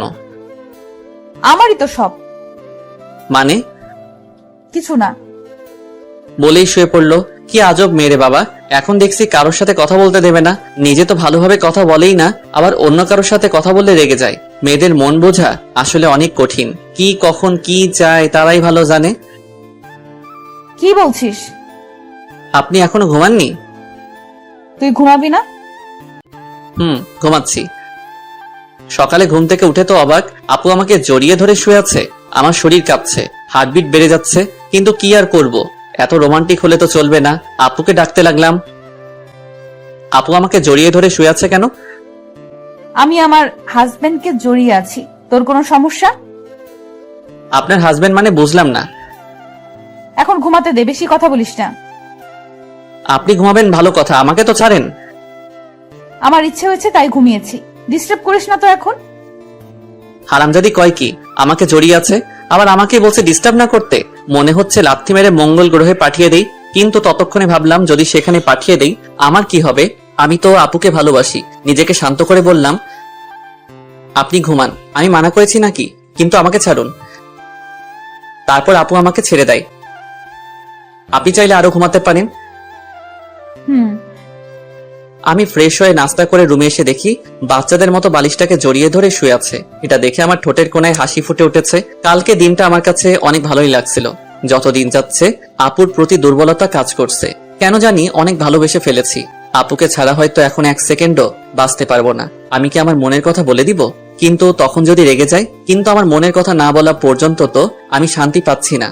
সব সময় আপুর প্রতি ভালোবাসা, দুর্বলতা, ওকে স্পর্শ করার ইচ্ছা, ওর প্রতি নেশা আমার ভেতরটাকে শেষ করে ফেলছে। আচ্ছা, আপু কি আমাকে ভালোবাসে? ওর ব্যবহার দেখে তো তাই মনে হচ্ছে।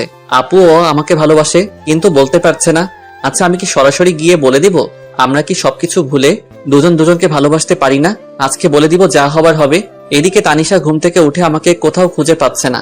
সকাল থেকে একবারও দেখছে না। তানিশাও আমাকে ভালোবাসে, কিন্তু কখনো বলতে পারছে না। কারণ একে তো ও একটা মেয়ে, তার উপর আমি ওর চাচাতো ভাই, তার উপর ছোট লজ্জার কারণে বলতে পারছে না। কিন্তু মন থেকে রাহিকেই ভালোবাসে। রাত্রে বাড়ি আসার সময় আপুর জন্য আইসক্রিম, চকোলেট আর ফুল নিয়ে আসলাম। যেগুলো আপুর পছন্দ করে সেগুলো নিয়ে আসি। আজকে আমার মনের কথা বলেই দিব, পরে যা হবার দেখা যাবে। বাড়িতে এসে এগুলো নিয়ে সোজা আমার রুমে চলে এলাম। আমার রুমের মধ্যে ঢুকতে যাব, তখনই দেখি আপু কারোর সাথে ফোনে কথা বলছে। কি যেন মনে করে আর ভিতরে গেলাম না।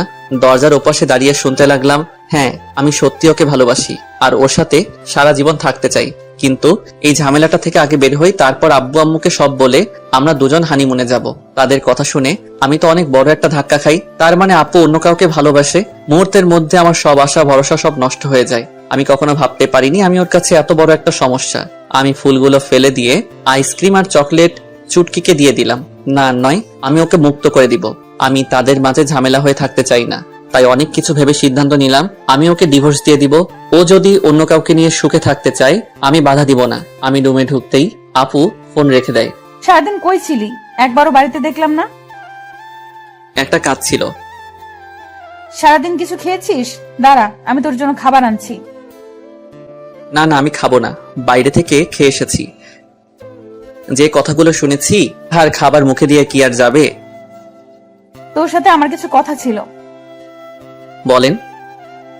অনেকদিন থেকেই বলতে চেয়েছিলাম, কিন্তু বলতে পারিনি। জানি না এই বিষয়টা তুই কিভাবে নিবি। অত কিছু না বলে আসল কথাটা বলেই ফেলুন। আসলে আমি তোকে ডিভোর্স দিতে চান, তাই তো? মানে মানেটা খুব সহজ। আপনি আর এই মিথ্যা সম্পর্ক রাখতে চান না, তাই আমাকে ডিভোর্স দিতে চান। সমস্যা নেই, দিয়ে দিব। আপনার ইচ্ছা আমি খুব তাড়াতাড়ি পূরণ করে দিব। আমি ডিভোর্স পেপার রেডি করছি। আপনি আপনার পছন্দ মতো একটা ছেলেকে বিয়ে করে নিয়েন। কিন্তু আমি তো বাড়িতে কিভাবে জানবেন?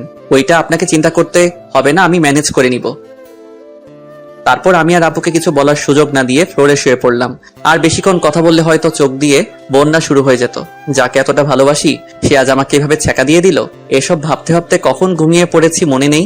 হঠাৎ কারো কান্না করার আওয়াজ শুনে ঘুমটা ভেঙে যায়। চোখ খুলে দেখি তানিশা আপু কান্না করতেছে। কি ব্যাপার, এত রাতে কান্না করছেন কেন? কিছু না, এমনি। আজব তো, এত রাতে কেউ কাঁদে? নিজেও ঘুমাচ্ছেন না, আমাকেও ঘুমাতে দিচ্ছেন না। আচ্ছা তুই ঘুমা। আমি ঘুমিয়ে যাই। এদিকে তানিশা ভাবতে থাকে, কেন তোকে বলতে পারলাম না আমি তোকে কতটা ভালোবাসি? আমাকে একবার বলার সুযোগ না দিয়ে তুই সব বলে গেলি। আমি নাকি ডিভোর্স চাই? কিভাবে ভাবছিস এসব? ওকে, তুই যদি আমাকে ডিভোর্স দিয়ে ভালো থাকিস তাহলে চলে যাব তোর জীবন থেকে অনেক দূরে। তাছাড়া তোকে বিয়ে করে তোর জীবনটা আমি নষ্ট করে দিয়েছি, পারলে ক্ষমা করে দিস। পরের দিন আমি উকিলের সাথে যোগাযোগ করে ডিভোর্সের অ্যাপ্লাই করে আসলাম। আমাদের 6 মাসের ডেট দিয়েছেন। সেখান থেকে আফিকুলের সাথে দেখা করলাম। দোস্ত, আমার সব শেষ। কেন, তোর আবার কি হলো? আর কাঁদছিস কেন? তানিশা আমার কাছে থেকে ডিভোর্স চাই। কি বলছিস এসব তুই? হ্যাঁ, আমি সত্যি বলছি। তাহলে কি করবি এখন তুই? আমার সাথে চল। কোথায়? চল না। আমি আর আফিকুল একটা বাড়ি আসলাম। এখানে আনলি কেন? ড্রিঙ্কস করবো তাই। তুই কি ড্রিঙ্কস করিস? হুম। কিন্তু তুই তো আজ পর্যন্ত একটা সিগারেটও মুখে নিয়ে দেখিস নাই। আজকের মতো তো আর কখনো কষ্ট পাই নাই। তারপর আমরা দুজনই ড্রিঙ্কস করি। আমি একটু বেশি খেয়েছি, যার কারণে নিজেকে কন্ট্রোল করতে পারছি না। তাই আফিকুল আমাকে বাড়িতে নিয়ে আসে। বাড়িতে দরজায় নক করতে তানিশা দরজা খুলে দেয়। ভাবি, আসলে আজকে রাহি একটু ড্রিঙ্ক করে ফেলেছে। আচ্ছা ঠিক আছে, আপনি ওকে ভেতরে নিয়ে আসুন। তারপর আফিকুল আমাকে রুমে রেখে চলে যায়। একটু পরে আপু আসলো। তুই ড্রিঙ্কস করেছিস? হ্যাঁ, করেছি। তোর কোনো সমস্যা? তুই তো আগে এমন ছিলি না। সবসময় কি একরকম থাকতে হবে? এই বলে আমি তানিশার দিকে এগোচ্ছি আর তানিশা পিছনে যাচ্ছে। এদিকে আসছিস কেন? আমার ইচ্ছে হয়েছে, আমি আমার বউকে আদর করব, যা ইচ্ছা তাই করবো। আপনার কোনো সমস্যা? আমি তোকে আগেই বলেছিলাম। পুরো কথা শেষ হওয়ার আগে আমি ওকে ধরে ফেলি। কি করছিস? ছাড় আমাকে। আজকে আমার বউয়ের অধিকার নিয়েই ছাড়বো। এই বলে তানিশার কাছে যেতেই ধাক্কা মেরে বিছানায় ফেলে দিল। এত জোরে ধাক্কা দেয় যে আমি আর উঠতেই পারি না। একে তো নেশা করা অবস্থায় কখন যে ওখানেই ঘুমিয়ে পড়ি নিজেই জানি না। সকালে উঠে দেখি আজকে আমার আগে আপু উঠেছে। তাতে আমার কি, আমি আর ওকে নিয়ে ভাবতে চাই না। ফ্রেশ হয়ে নিচে আসলাম, কিন্তু তানিশাকে কোথাও দেখতে পাচ্ছি না। কি ব্যাপার, গেল কই? তারপর কিচেনে গেলাম, গিয়ে দেখি আম্মু আছে, তানিশা নেই। আম্মু, তানিশা কোথায়?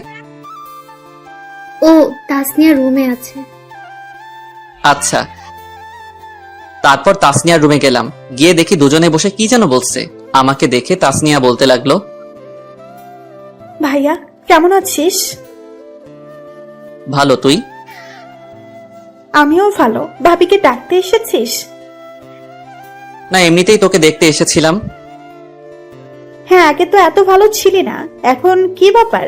ভাবি যাও, ভাইয়া তোমাকে দেখতে না পেয়ে মনটাকে সান্ত্বনা দিতে পারছে না। তুই কিন্তু একটু বেশি পেকেছিস।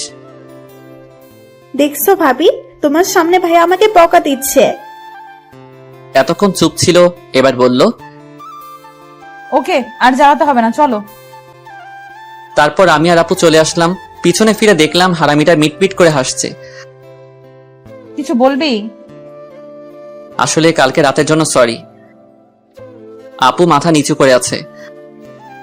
আসলে কালকে রাতে মনে হয় একটু বেশি করে ফেলেছি। আমি কখনো ভাবিনি এমনটা হবে। প্লিজ মাফ করে দিয়েন। আচ্ছা ঠিক আছে, তখন তুই হুঁশে ছিলি না, কিন্তু তুই ড্রিঙ্কস কেন করেছিস? এমনি, বাদ দেন।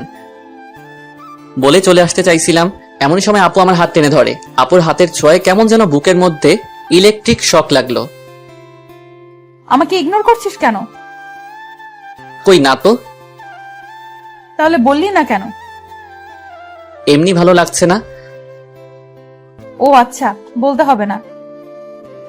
তারপর আপু চলে যায়। সারাদিন আর একবারও কথা বলেনি। তাতে আমার কি, দুজনে দূরে দূরে থাকাই ভালো। কিছুদিন পর আবার শরীরটা অনেক খারাপ হয়ে যায়। এই কয়দিনে তানিশার সাথে দরকার ছাড়া কোনো কথা হয় নাই। তানিশাও দরকার ছাড়া কথা বলেনি। দেখি, সোজা হয়ে শো, আমি তোকে জলপট্টি দিচ্ছি। লাগবে না আমার, আমি ঠিক আছি। লাগবে না মানে? জ্বর তো এখনো কমেনি। তো কি হয়েছে, মরেই তো যাব, তার থেকে তো বেশি কিছু না। এত বেশি কেন বুঝিস সব সময়? আমি বেশি বুঝি, তাতে আপনার কি? আজব তো, এরকম করছিস কেন তুই আমার সাথে? কি করছি? কিছু না, এখন চুপ করে থাক। কিছু আর বললাম না, জানি আরো কিছু বললে হয়তো কষ্ট পাবে, আর কিছু শুনবেও না, তাই শুয়ে থাকলাম। আপু আমাকে জলপট্টি দিয়ে দিল। যতদিন পর্যন্ত সুস্থ হয়নি আমার পাশে থেকেছে, কিন্তু একবারও ভালোভাবে কথা বলেনি। এত যত্ন করিস কিন্তু ভালোবাসি কথাটা বললেও কি হয়, নিজেও কষ্ট পাবে আমাকেও কষ্ট দিবে। ফাজিল একটা মাইয়া। কিছুদিন পর বলে ও নাকি তাদের বাড়িতে যাবে। কাল আমাকে আমাদের বাড়িতে নিয়ে যাবি?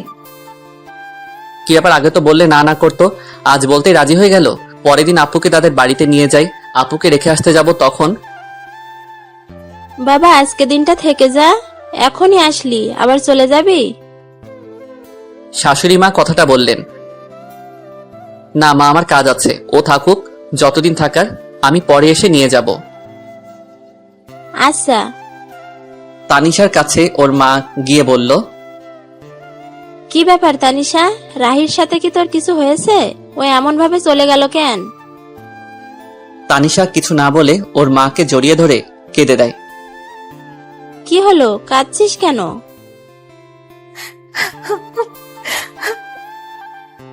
কি হয়েছে পাগলি মেয়ে, এভাবে কাঁদছিস কেন? রাহি কি তোকে কিছু বলেছে? আম্মু, আমি রাহিকে ভালোবেসে ফেলেছি, কিন্তু বলতে পারছি না। ও অন্য কিছু ভেবে আমার উপর রেগে আছে। তারপর ওর মাকে সব খুলে বলে। আমি রাহির সাথে কথা বলে দেখছি। না আম্মু, তোমাকে বলতে হবে না।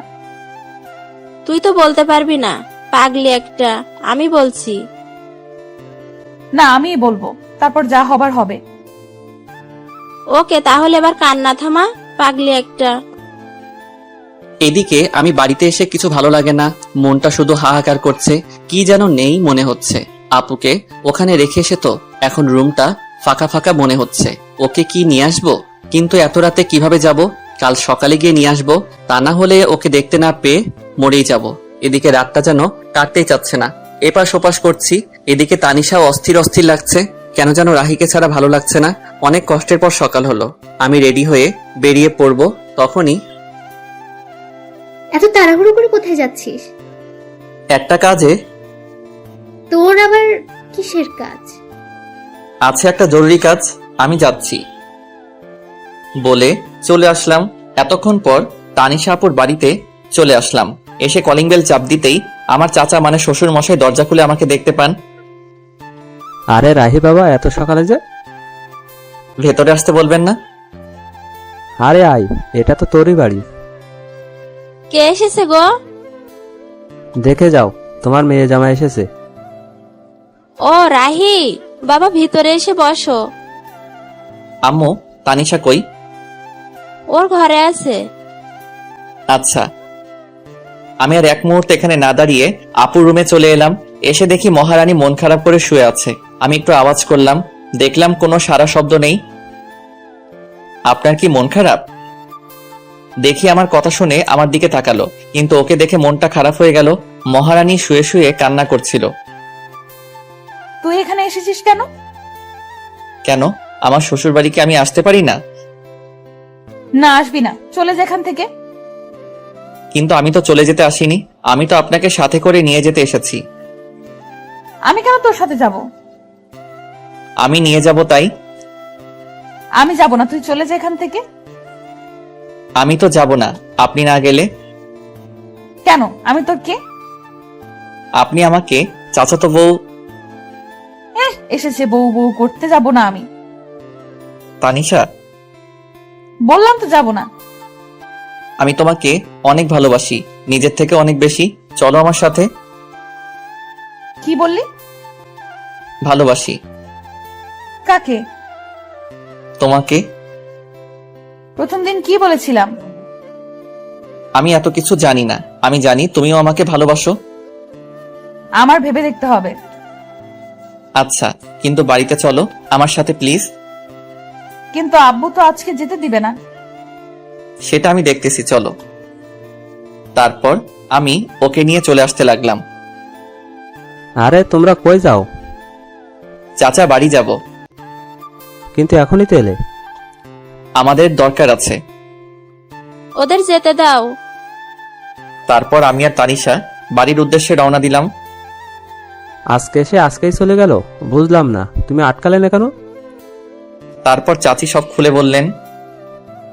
এরা পারেও বটে, দেখো এখন সব ঠিক হয়ে যাবে। হুম। আমি তানিশাকে বাড়িতে নিয়ে আসলাম। বাড়িতে আসতে আম্মু বলল, কিরে কালকে দিয়ে আসলি আবার আজকে নিয়ে আসলি? অমনিও থাকতে চাইছিল না তাই। এই জন্যই সকাল সকাল খুব জরুরি কাজ, এইটাই ছিল। আমি আর কথা না বলে তানিশাকে রুমে নিয়ে আসলাম। রুমে আসতে দেখি ও আমার দিকে রাগী লোক নিয়ে তাকিয়ে আছে। আমি ভয় বললাম, কি ব্যাপার, অমন করে তাকিয়ে আছেন কেন? আমি থাকতে চাইছিলাম না, তাই না? মানে না। তোর আজকে কি করে দেখ। হয়েছে আপনাদের রোমান্স করা? হঠাৎ কথা শুনে দুজনেই চমকে উঠে যাই। তুই এখানে কিছু বলবি? বলতেই তো আসছিলাম, কিন্তু তোমাদের রোমান্সের মাঝে চলে আসলাম। তেমন কিছু না। ভাইয়া আমি কানা না, আমি তোর থেকে বেশি দেখতে পাই। কি বলবি বল। আমায় কিছু টাকা দে তো।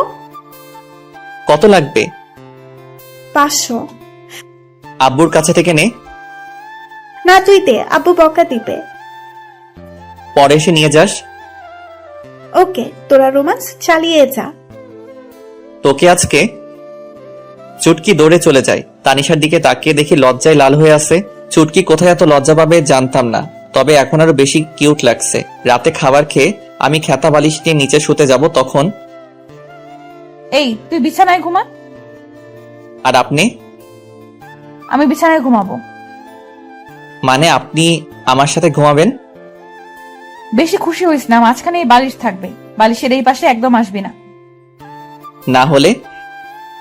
তোর খবর আছে। বেডি কয় কি, বউয়ের কাছে নাকি যেতে পারবো না? কি কপাল আমার। কিছু বলছিস? না।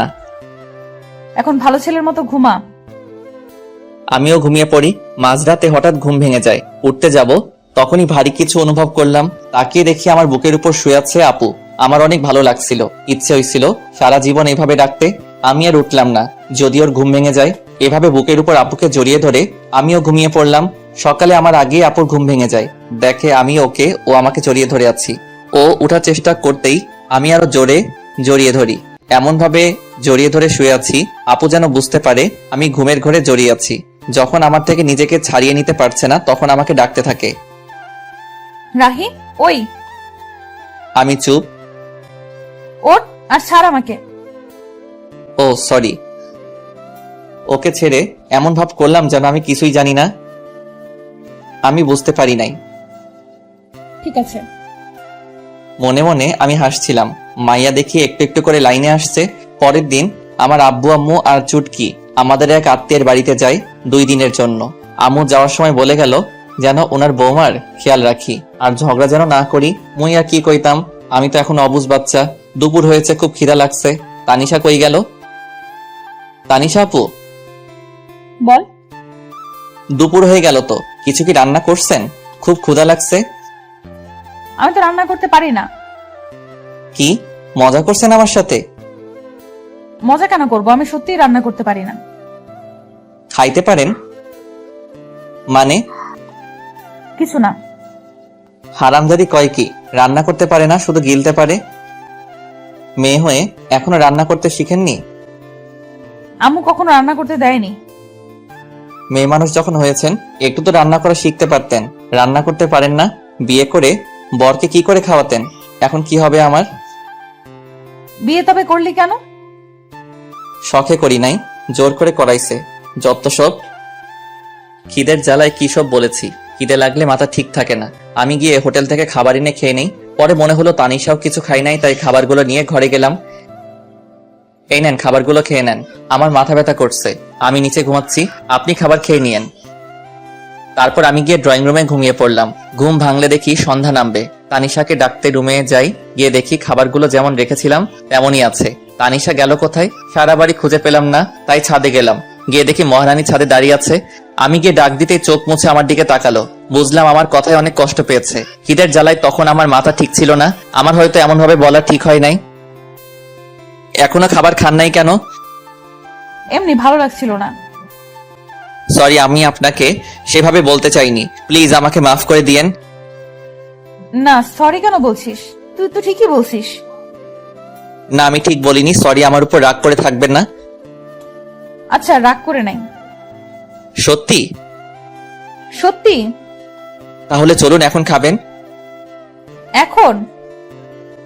সারাদিন তো কিছুই খান নাই। তারপর আমি ওকে জোর করে এনে খাওয়ার জন্য বসিয়ে দিলাম। ও খাচ্ছিল, আমি চেয়ে চেয়ে দেখছিলাম। কি ব্যাপার, এমন করে আমার খাওয়া কি দেখছিস? কই না তো। আমি দেখছি তুই আমার খাওয়া দেখছিলি। দেখছি তো, কি হয়েছে? কেন, আমার নজর লাগবে না বুঝি? আমি আমার বউয়ের খাওয়া দেখছি, তাতে আপনার কি? কে তোর বউ? কেন কি বললি? কে তোর বউ? আপনি খান, আমি আসছি। এখন আবার কই যাস? রাতের খাবার আনতে। আপনি তো আর রান্না করতে পারবেন না। পরের দিন এভাবেই চলে গেল। তার পরের দিন বাড়িতে সবাই এলো। এইদিকে মনে মনে আমি একটা প্ল্যান করতে থাকি। পরের দিন সকালে ঘুম থেকে উঠে দেখি তানিশা আমাকে আজকেও জড়িয়ে ধরে আছে। আমিও আমার উঠি না, কারণ এই সময়টা আমার কাছে খুব ভালো লাগে। সারাদিনে ওর এতটাই কাছে আসতে পারি, এটাই আমার জীবনের অনেক কিছু। সারা জীবন আমি ওকে আমার বুকের মধ্যে জায়গা দিতে চাই, যেন কখনো সে হারিয়ে না যায়। আজকে তানিশা ওর ফ্রেন্ডের সাথে দেখা করতে গেছে। দূর, কিছু ভালো লাগছে না। এর মাঝে আমার ফোনটা বেজে উঠলো। ফোন হাতে নিয়ে দেখি এক বড় ভাইয়ের ফোন। ফোন রিসিভ করলাম। রাহি বলছো? হ্যাঁ ফয়সাল ভাই, বলেন। তুই চাকরির কথা বলেছিস না? ভাই, বলেছিলাম। আমার এক আঙ্কেলের অফিসে তোর চাকরির ব্যবস্থা করেছি, তুই এই ঠিকানায় আয়। ভাই, আমি আসছি। ফয়সাল ভাইয়ের দেওয়া ঠিকানায় আমি চলে গেলাম। তারপর ওনার সাথে দেখা করলাম, কাজ হয়ে গেল। আমিও চলে আসি। রাস্তা দিয়ে হাঁটছিলাম, হঠাৎ তানিশার মতো কাউকে দেখতে পেলাম। একটু এগিয়ে গিয়ে দেখি ও রাস্তায় অন্য পাশে আর ও ফ্রেন্ড অন্য পাশে। তানিশার সাথে একটা ছেলে আছে।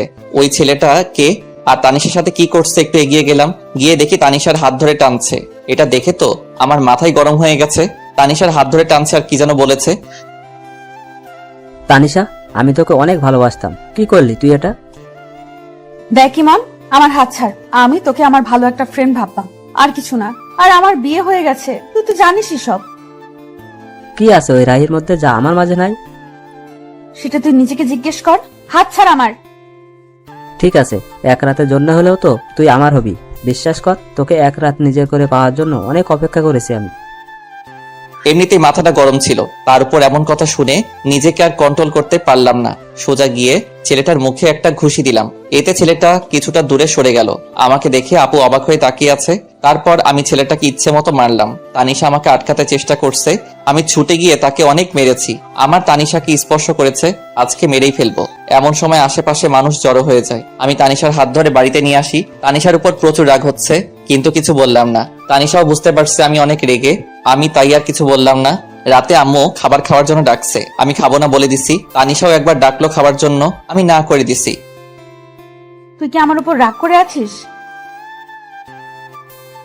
বল না। আমি তোকে কিছু জিজ্ঞেস করেছি। কি জানতে চান? আমি রেগে আছি কিনা? হ্যাঁ, আমি রেগেই আছি। আমার বউয়ের হাত ধরে টানাটানি করবে, আজে বাজে কথা বলবে, রাগ হবে না তো কি হবে? কেন গিয়েছিলে তাদের সাথে দেখা করতে? সরি, আমার ভুল হয়ে গেছে, রাগ করিস না। আমি জানতাম না এমন হবে। আপনি আরো অনেক কিছু জানেন না। কি? কিছু না।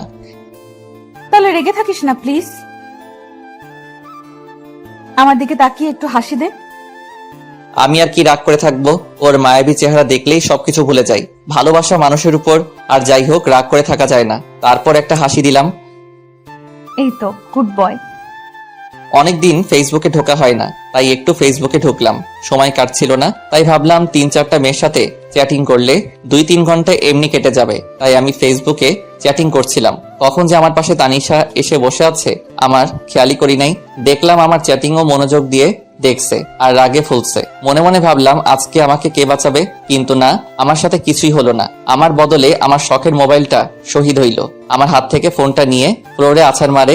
এতে করে আমার ফোনের বডি, কলিজা, হার্টবিট সব আলাদা হয়ে যায়। বেচারা আমার জন্য বিনা আন্দোলনে শহীদ হইল। আমার এত শখের মোবাইলটা আরামজাদি ভেঙে ফেললো। পরের দিন আমার অফিসে জয়েনিং ডেট ছিল। সকালে ঘুম থেকে উঠে আমি জরুরি কাগজপত্র নিয়ে বেরিয়ে পড়লাম। রাহি, কোথায় যাস? আম্মু, আজকে একটা চাকরির ইন্টারভিউ আছে। ওকে, ভালো করে ইন্টারভিউ দিস। ওকে আম্মু। আম্মু কাছ থেকে বিদায় নিয়ে অফিসে এসে বসে আছি, এক পিয়ন এসে আমাকে ডাক দিল। মিস্টার রাহি, স্যার আপনাকে ভেতরে ডাকছেন। আমি ভিতরে যাই। May I come in sir? Yes come in, তুমি রাহি তাই না? জি স্যার। কাল আমাকে ফয়সাল সব বলেছিল তোমার কথা। তোমার ফাইলগুলো আমাকে দাও। এই নেন। মিস্টার সাব্বির, ওনাকে ওনার কেবিন দেখিয়ে দিন। ওনার পিয়ন কে বললেন? আসুন আমার সাথে। চলুন। উনি আমাকে কেবিন দেখিয়ে চলে গেল। আমি কিছুক্ষণ বসেছিলাম, তারপর স্যার ডাকলো। স্যার, আমার চাকরি হয়ে যাবে তো? আরে তোমার চাকরি তো কালকেই হয়ে গেছে। আমি শুধু তোমার ফাইলগুলো একটু দেখছিলাম। সত্যি স্যার? এবার বলো, তোমার স্যালারি কত দিলে চলবে? আমি কি বলবো স্যার, আপনি বলেন। 30,000 হলে চলবে? আপনি যা ভালো বোঝেন স্যার। ফয়সাল আমার ছেলের মতো, তাই তুমি কোনো চিন্তা করো না। আজ থেকে তুমি এই কোম্পানির ম্যানেজার, ওকে? ধন্যবাদ স্যার। তারপর আমি অফিস থেকে চলে আসি। আজকে আমার অনেক খুশি লাগছে। হঠাৎ মনে পড়লো আজকে তো তানিশার জন্মদিন, ওকে আজকে সারপ্রাইজ দিতে হবে। বাড়ি আসার সময় সব জিনিসপত্র নিয়ে এলাম, আর সবার জন্য মিষ্টিও নিয়ে এলাম। আম্মু দরজা খুলে দিতেই আম্মুকে মিষ্টি খাওয়ালাম। মিষ্টি কি জন্য? আম্মু, আমার নতুন চাকরি হয়ে গেছে। এটা তো খুব ভালো কথা, তোর আব্বু শুনলে অনেক খুশি হবে। আম্মু, চুটকি কই? কি ব্যাপার, আজকে তানিশাকে না খুঁজে তাসনিয়াকে? আম্মু, তুমি না? ওর ঘরে আছে। আমি গিয়ে চুটকির সাথে দেখা করলাম, তারপর রুমে চলে এলাম। তানিশাকে বললাম আমার সাথে একটু আসতে। কোথায় যাব? আমার সাথে চলুন না। তারপর আমি ওকে ছাদে নিয়ে গেলাম। ছাদে যাওয়ার আগেই আমি ওর চোখ বন্ধ করে নিলাম। কি করিস? চুপ। আমি ছাদে নিয়ে গিয়ে চোখ ছেড়ে দেই। তানিশা চোখ খুলে অবাক হয়ে যায়। ছাদের মধ্যে মোমবাতি দিয়ে লেখা happy birthday to you Tanisha. আমি ওর সামনে হাঁটু গেড়ে বসে বললাম, happy birthday Tanisha. Thank you so much. I love you Tanisha, I really love you. এই বলে আমি তানিশার হাতে আংটি পরিয়ে দেই, কিন্তু এর মধ্যে তানিশার কোনো রিয়াকশন নেই। আমি অবাক হয়ে যাই। কিছু বলছো না যে? আমি কি তোমার ভালোবাসার যোগ্য না? সেটা না। আজকে যদি তুমি কিছু একটা না বলো তাহলে আমি বলেই চাকু নিয়ে হাতে ধরি। কি করছিস কি? আজকে যদি ভালোবাসার কথা না বলো তাহলে আজকে আমি হাত কেটে ফেলবো, আর এই জীবন রাখতে চাই না। বলেই চাকু দিয়ে হাতে টান দিতেই যাব, তখন তানিশা দৌড়ে এসে চাকু ফেলে দিয়ে জড়িয়ে ধরে কান্না করতে করতে, কি করছিস তুই? তোর কিছু হলে আমার কি হবে? কেন, তুমি তো আমাকে ভালোবাসো না? কে বলছে অনেক ভালোবাসি তোকে? তাহলে বলনি কেন আগে? এমনি। তুই কখনো বলেছিস? বলেছি। ভালো করছিস। ভালোবাসি। জানি তো। অনেকক্ষণ তানিশা আর আমি একে অপরকে জড়িয়ে ধরে থাকি। কেকটা কাটো। তোর মনে ছিল? আমার একমাত্র বউয়ের জন্মদিন আমার মনে থাকবে না? হয়েছে হয়েছে, আর পাম মারতে হবে না। তারপর আমি আর তানিশা মিলে কেকটা কাটি। আমি ওকে খাইয়ে দেই আর ও আমাকে খাইয়ে দেয়। এই মুহূর্তটা আমার কাছে মনে হলো নতুন অনুভূতি। এতদিন পর আজকে আমার খুশি লাগছে। অনেক রাত হয়েছে, চলো এখন। এমন ভাবে যাব না। তাহলে? আমি হেঁটে যেতে পারবো না। তাহলে কিভাবে যাবেন? বুঝতে পারছিলাম ও আমার খুলে উঠে যাওয়া কথা বলছে, তার জন্য এমন করে বলেছে। আমি না বোঝার ভান করলাম। সব কথা কি মুখে বলতে হয়? বুঝতে পারছি। বলে তানিশাকে খুলে তুলে নিলাম, আমার গলা জড়িয়ে ধরলো। আমি ছাদ থেকে ওকে রুমে নিয়ে আসলাম। রুমে এসে তো তানিশা অবাক হয়ে যায়। রুমটা এত সুন্দর করে কে সাজালো? তানিশার পছন্দ সব ফুল দিয়ে সাজানো। পছন্দ হয়েছে? অনেক। কে করলো এসব? সেটা না হয় পরে জানবে। ওকে। তারপর আমি দরজা লাগিয়ে তানিশাকে বিছানায় ফেলে দেই। আমি তানিশার উপরে উঠে ওকে দেখতে থাকি। তানিশা আমাকে ধাক্কা দেয়, কিন্তু লাভ হয় না। আমি ওর কাছে যেতেই তানিশা লজ্জায় চোখ বন্ধ করে নেয়। আমি ওর গোলাপি ঠোঁটে কিস করতেই ও কেঁপে ওঠে।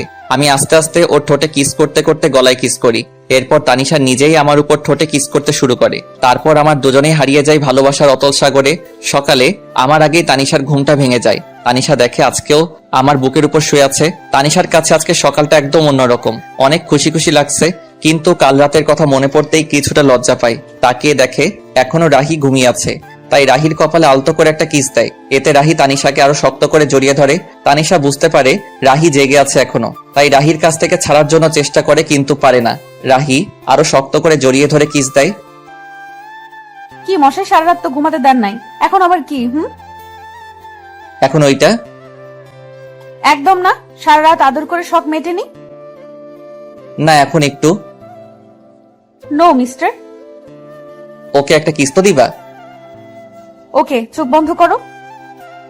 কেন? এখন আবার লজ্জা কি? চোখ বন্ধ করতে বলছি, বন্ধ করো। ওকে। আমি চোখ বন্ধ করলাম। একটু পর তানিশা ওর ঠোঁটে আমার ঠোঁটের সাথে এক করে দিল। বাহ, সকাল সকাল এমন মিষ্টিকে ঘুম ভাঙলে লাইফটাই সুন্দর হয়ে যেত। তারপর তানিশা গোসল করতে চলে যায়। আমি শুয়ে রইলাম। তানিশা গোসল করে এসে দেখে আমি এখনো ঘুমিয়ে আছি। কি ব্যাপার, উঠবে না নাকি সারাদিন শুয়ে থাকবে? এই শোনো। তানিশা চুল মুছতে মুছতে আমার কাছে আসতেই আমি টান দিয়ে আমার কাছে নিয়ে আসি। এতে ওর ভিজা চুল আমার মুখের উপরে পড়ে। চুল থেকে এত সুন্দর সুগন্ধি আসছিল, সেটা মনে হয় সব পারফিউমকে হার মানাবে। তানিশা আমাকে মুখের উপর থেকে চুলগুলো সরিয়ে নেয়। মেজাজটা খারাপ করে দিল। কত সুন্দর লাগছিল, দিল তো 12টা বাজিয়ে। কি হলো এটা? তুমি তো আমাকে তোমার উপর ফেলে দিলে। চুলগুলো কেন সরালে? কত ভালো লাগছিল। আমি জানি না কি। মাথা মোটা। কি বললে? কিছু না। আজকে তোমাকে এত সুন্দর লাগছে কেন? আগে সুন্দর লাগতো না বুঝি? আগে লাগতো, কিন্তু তার থেকে বেশি এখন লাগছে। মন চাচ্ছে সারাদিন আজকে তোমাকে আদর করি। চুপ বদমাইশ। এবার ছাড়ো, অনেক দেরি হয়ে যাচ্ছে, বাইরে যেতে হবে। ওকে। তানিশা চলে যায়। আমিও ঘুম থেকে উঠে ফ্রেশ হতে যাই। তানিশা কিচেনে আম্মুর কাছে গিয়েছে রান্না শিখতে। তুই এখানে কেন এলি? আমাকে তো কোনো কাজই করতে দাও না, তোমার একটু হেল্প করি। কি ব্যাপার, তুমি এইভাবে হাসতেছো কেন? তোকে কাজ করতে হবে না, রাহির কাছে যা। যাচ্ছি, তবে হাসছো কেন বলবে তো? তারপর তানিশা চলে যায় আমার কাছে। কি ব্যাপার ম্যাডাম? আম্মু আমাকে দেখে বারবার এভাবে হাসছে কেন? কি বলো? হ্যাঁ বললাম, হাসছো কেন? বলে কিছু না, তোমার কাছে যেতে বলেছে। আমি ওর দিকে একটু ভালো করে তাকিয়ে হাত ধরে ঘরে নিয়ে আসলাম। কি হলো, এইভাবে নিয়ে আসলে কেন? এই দেখো। আমি আয়নার কাছে ওকে দাঁড় করিয়ে গলায় আর ঘাড়ে দেখালাম। ও আল্লাহ, এসব দাগ!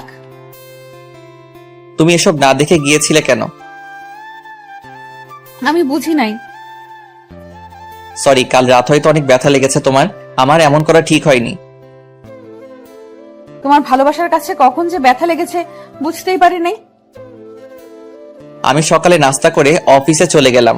আজকে প্রথম দিন, তাই লেট করলাম না। আমি অফিসে চলে আসায় তানিশার ভালো লাগছিল না, তাই ও চুটকির কাছে যায়। কি ব্যাপার ভাবি, আজকে তুমি এত সকালে উঠেছো? রোজই তো উঠি। আমি তো ভাবছি আজকে সারাদিন ঘুমাবে। কেন? কালকে রাতে এত কিছু করলাম তোমাদের জন্য, আমি তো ভাবছি আজকে সারাদিন তুমি ঘুমাবে। কি তার মানে তুই ঘরটা সাজাইছিলি? জি, আর আমি জানতাম তোমাকে ভাই সারপ্রাইজ দিবে। আগে থেকেই সব জানতি, আমাকে বললি না? শয়তাননি। বললে ভাই আর কি হতো, আমার ভাই আমার কিউট ভাবিটাকে কত ভালোবাসে। তোরা দুই ভাই বোন আস্ত বদের হাড্ডি। আমার কিউট ভাবি। কি ব্যাপার, এত তেল মারছিস কেন? কিছু না। দুপুরের দিকে ভাবলাম তানিশাকে একটা ফোন দেই, খেয়েছে কিনা। কিন্তু পরক্ষণেই মনে হলো আমার ফোন তো বিনা আন্দোলনে শহীদ হয়েছে। ফোনটা আর দেওয়া হলো না। ভাবলাম তানিশার হাতের ফোনটা নষ্ট, একটা কিনে দিতে হবে। বিকালে বাড়িতে আসার সময় তানিশার জন্য আইসক্রিম আর চুটকির জন্য চকলেট নিয়ে আসলাম। দরজায় কলিং বেল দিতেই তানিশা এসে দরজা খুলে দিল। আইসক্রিমটা ওর হাতে দিলাম আর চকলেট চুটকিকে দেওয়ার জন্য বললাম। রাতে খাবার খেয়ে রুমে এসে বসে আছি, দেখি একটু পর তানিশা আসলো, এসে আমার পাশে বসলো। আমি ওর কাঁধে হাত রাখতেই সরিয়ে দিল, আবার হাত দিতে আবারও সরিয়ে দিল। কি ব্যাপার ম্যাডাম, আজকে এত রেগে আছেন যে? কালকে সব প্ল্যান চুটকি জানতো, তাই না? না মানে হ্যাঁ, ভয়ে। পিচ্চি মেয়েটাকে নিজের মতো করে তৈরি করছো? ও পিচ্ছি, এখনই সব বুঝে। তার মানে কিছু না বাবু। এই একদম আমাকে বাবু বলবি না, আমি কারো বাবু নই। আরে সোনা, রাগ করছো কেন? নিজের করে পেতে একটু হেল্প করছে। এবার একটু কাছে আসো, আদর করি বলে জড়িয়ে ধরে কিস দিলাম। এবার হয়েছে তো, ছাড়ো আমায়, এখনো মন ভরে নাই। মন ভরে নাই, আরেকটা দিলে ভালো হতো। একটা কেন, 1000টা দিবা, তবে একটা শর্ত আছে, সেটা মানতে হবে। আগে বলো রাখবে, আমার কথা ঠান্ডা মাথায় জবাব দিবি। দিব, বলো। অফিসে কি কোনো মেয়ে আছে? তাদের সাথে কি তুমি কথা বলো? তানিশার কথা শুনে রাহি তো রাগে আগুন, কিন্তু কথা দেওয়ার কারণে ঠান্ডা মাথায় জবাব দিল। দেখো, অফিসে মেয়ে মানুষ থাকবে, এটা স্বাভাবিক, কিন্তু তাদের সাথে প্রয়োজন ছাড়া কথা বলি না। তাদের সাথে কি হেসে হেসে কথা বলো? যদি বলো এখন থেকে আর বলবে না, কেমন? ঠিক আছে, কিন্তু তারা যদি বলে? বলবে এসব ঠিক নয়, আর বেশি বললে বলবে বউ বারণ করছে। কিন্তু অফিসে সবাই তো জানে আমি এখনো বিয়ে করিনি। কি? ওই হারামজাদা, তুই আমাকে বিয়ে করিস নাই, আদর করিস নাই, তারপরও কেন বলিস নাই